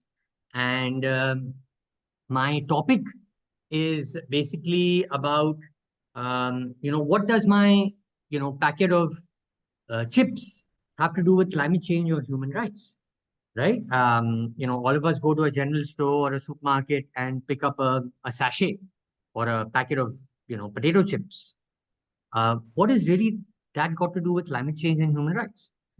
So there are all types of sachets, that we go out these days to purchase, from shampoos to coffee to noodles to detergents to rice, dal, what have you. And really the idea of a lot of these sachets when they were introduced into the market was, to target the low income, right? India being a huge country with a, significantly high population, the idea for a lot of the FMCG companies and other companies was to target these markets. Today, I think a lot of the urban areas, there is this saturation already that a lot of the organizations, corporates have reached, and they are trying to infiltrate, or have already, in fact, infiltrated the rural areas, right? Because we know over 50% of our population in India is rural, right? So they've already infiltrated, and a lot of these sachets and a lot of the products are being sold in sachet format. Today, if you see detergent and, a lot of the other products that were not normally sold in sachets, they're sold in these sachets. So what are these? These are very flexible plastic packaging, right? And they essentially come in two formats, either multi-layered and single layer, right? They come in sort of multiple layers of plastic and a single layer of plastic, right? There's your chips packet there of Lay's, anything with a silver sort of shiny coating on the inside. It has multiple layers. And like your Maggie, your typical noodle, and any sort of transparent, your biscuit is a very single layer, right? All of you have these products at home, so do I, right? And this is sort of the way a lot of these products are targeted. So my topic is really about these single-use flexible pouches, that come in both single layer and multiple layer, right, across India to sell small portions of basic goods, right? And FMCGs have obviously tapped this, right? This industry of low-income customers in rural India, right? But what has this really got to do with climate change? What has this got to do with human rights, right? So sachets have essentially left waste management plans from the Swachh Bharat Mission guidelines defunct, right? In terms of technology and economy, because none of these sachets are recyclable, right? You can't compost them. You can't really do anything with them. So the kabadi walas or the aggregators or any agency who's looking to do waste to wealth really has no use for these products because you can't make anything from them. They're not recyclable at all, right? You can't reuse them in any way.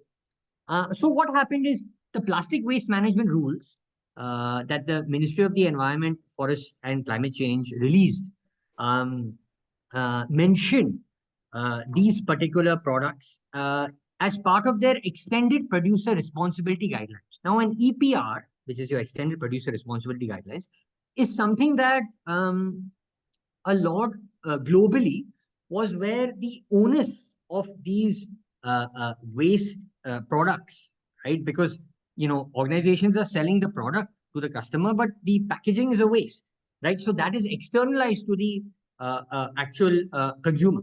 So the onus goes back to the producer. So these EPR guidelines globally, were sort of set, and India was one of the first countries to have a very strong EPR policy and guidelines document, right? And from an environmental policy standpoint, this is where my project is focusing on, right? To understand what the EPR guidelines state for these particular sachets, right? Now, the EPR guidelines recommend that the only way to deal with the disposal of these packaging material is to incinerate them, is to burn them, right?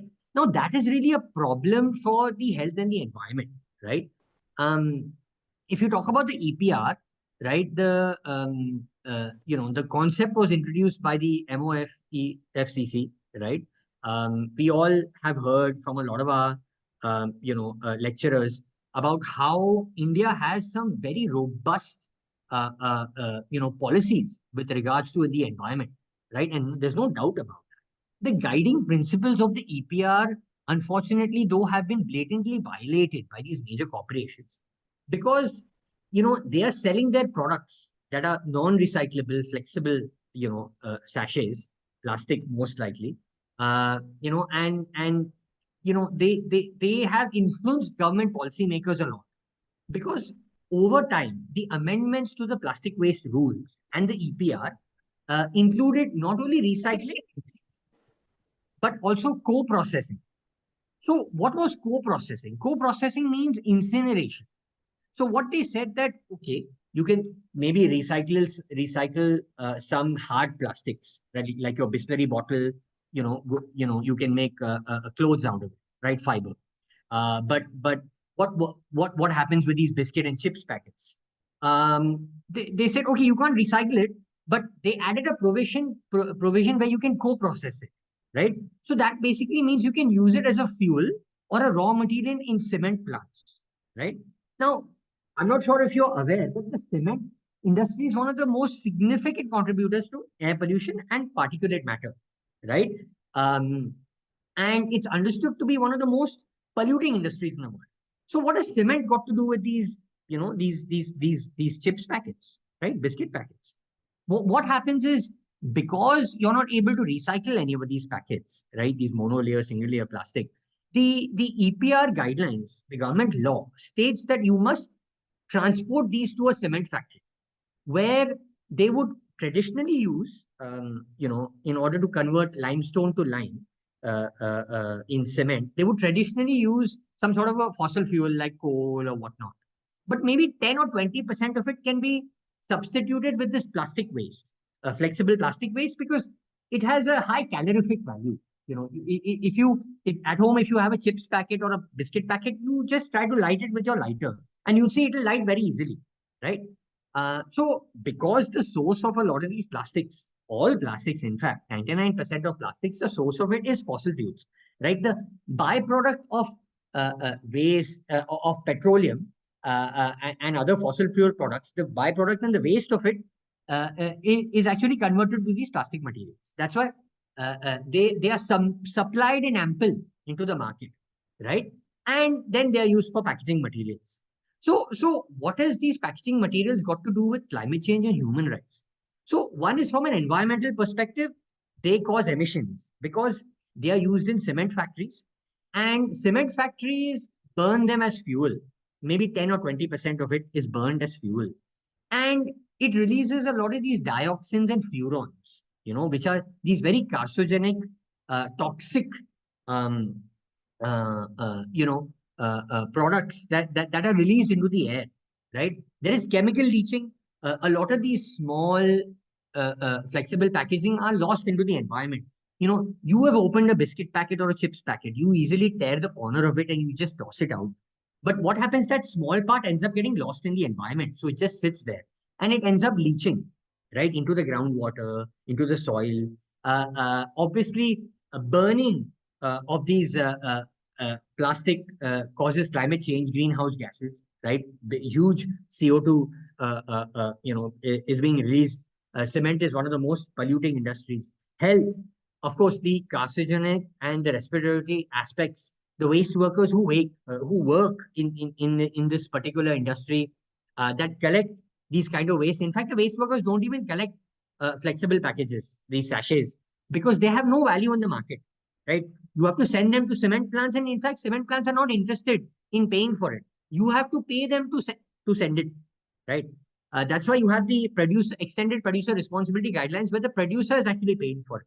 Then you have your land use factors, where deforestation and land use change. The littering of a lot of these packaging is literally causing a lot of change into the land use, right?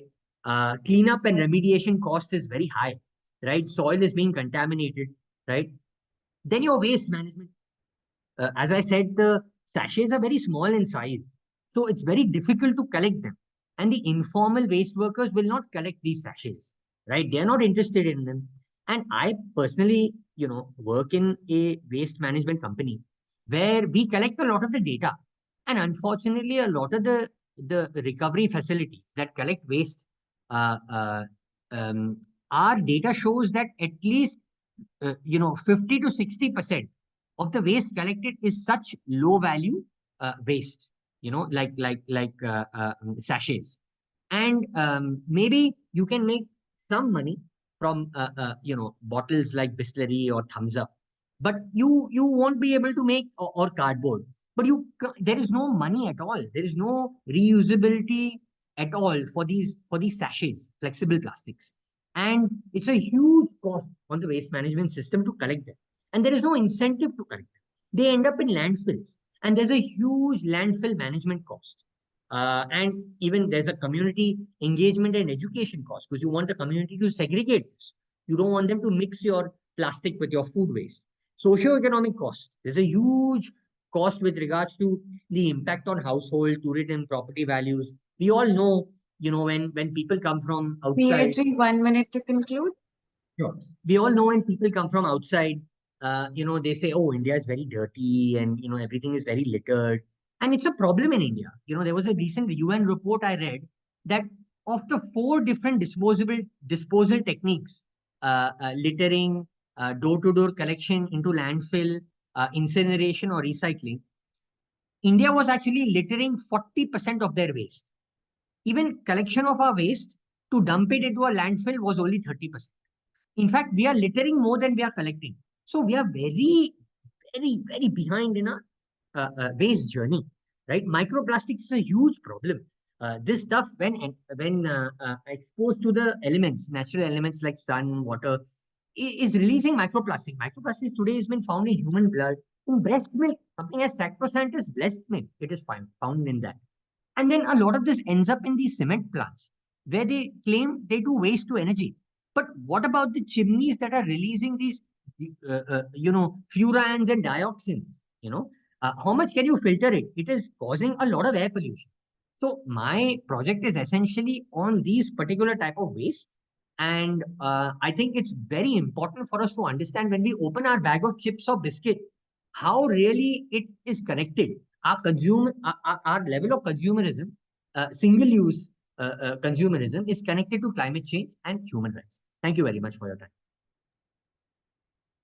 Thank you so much, Neeraj ji. That is a comprehensive presentation.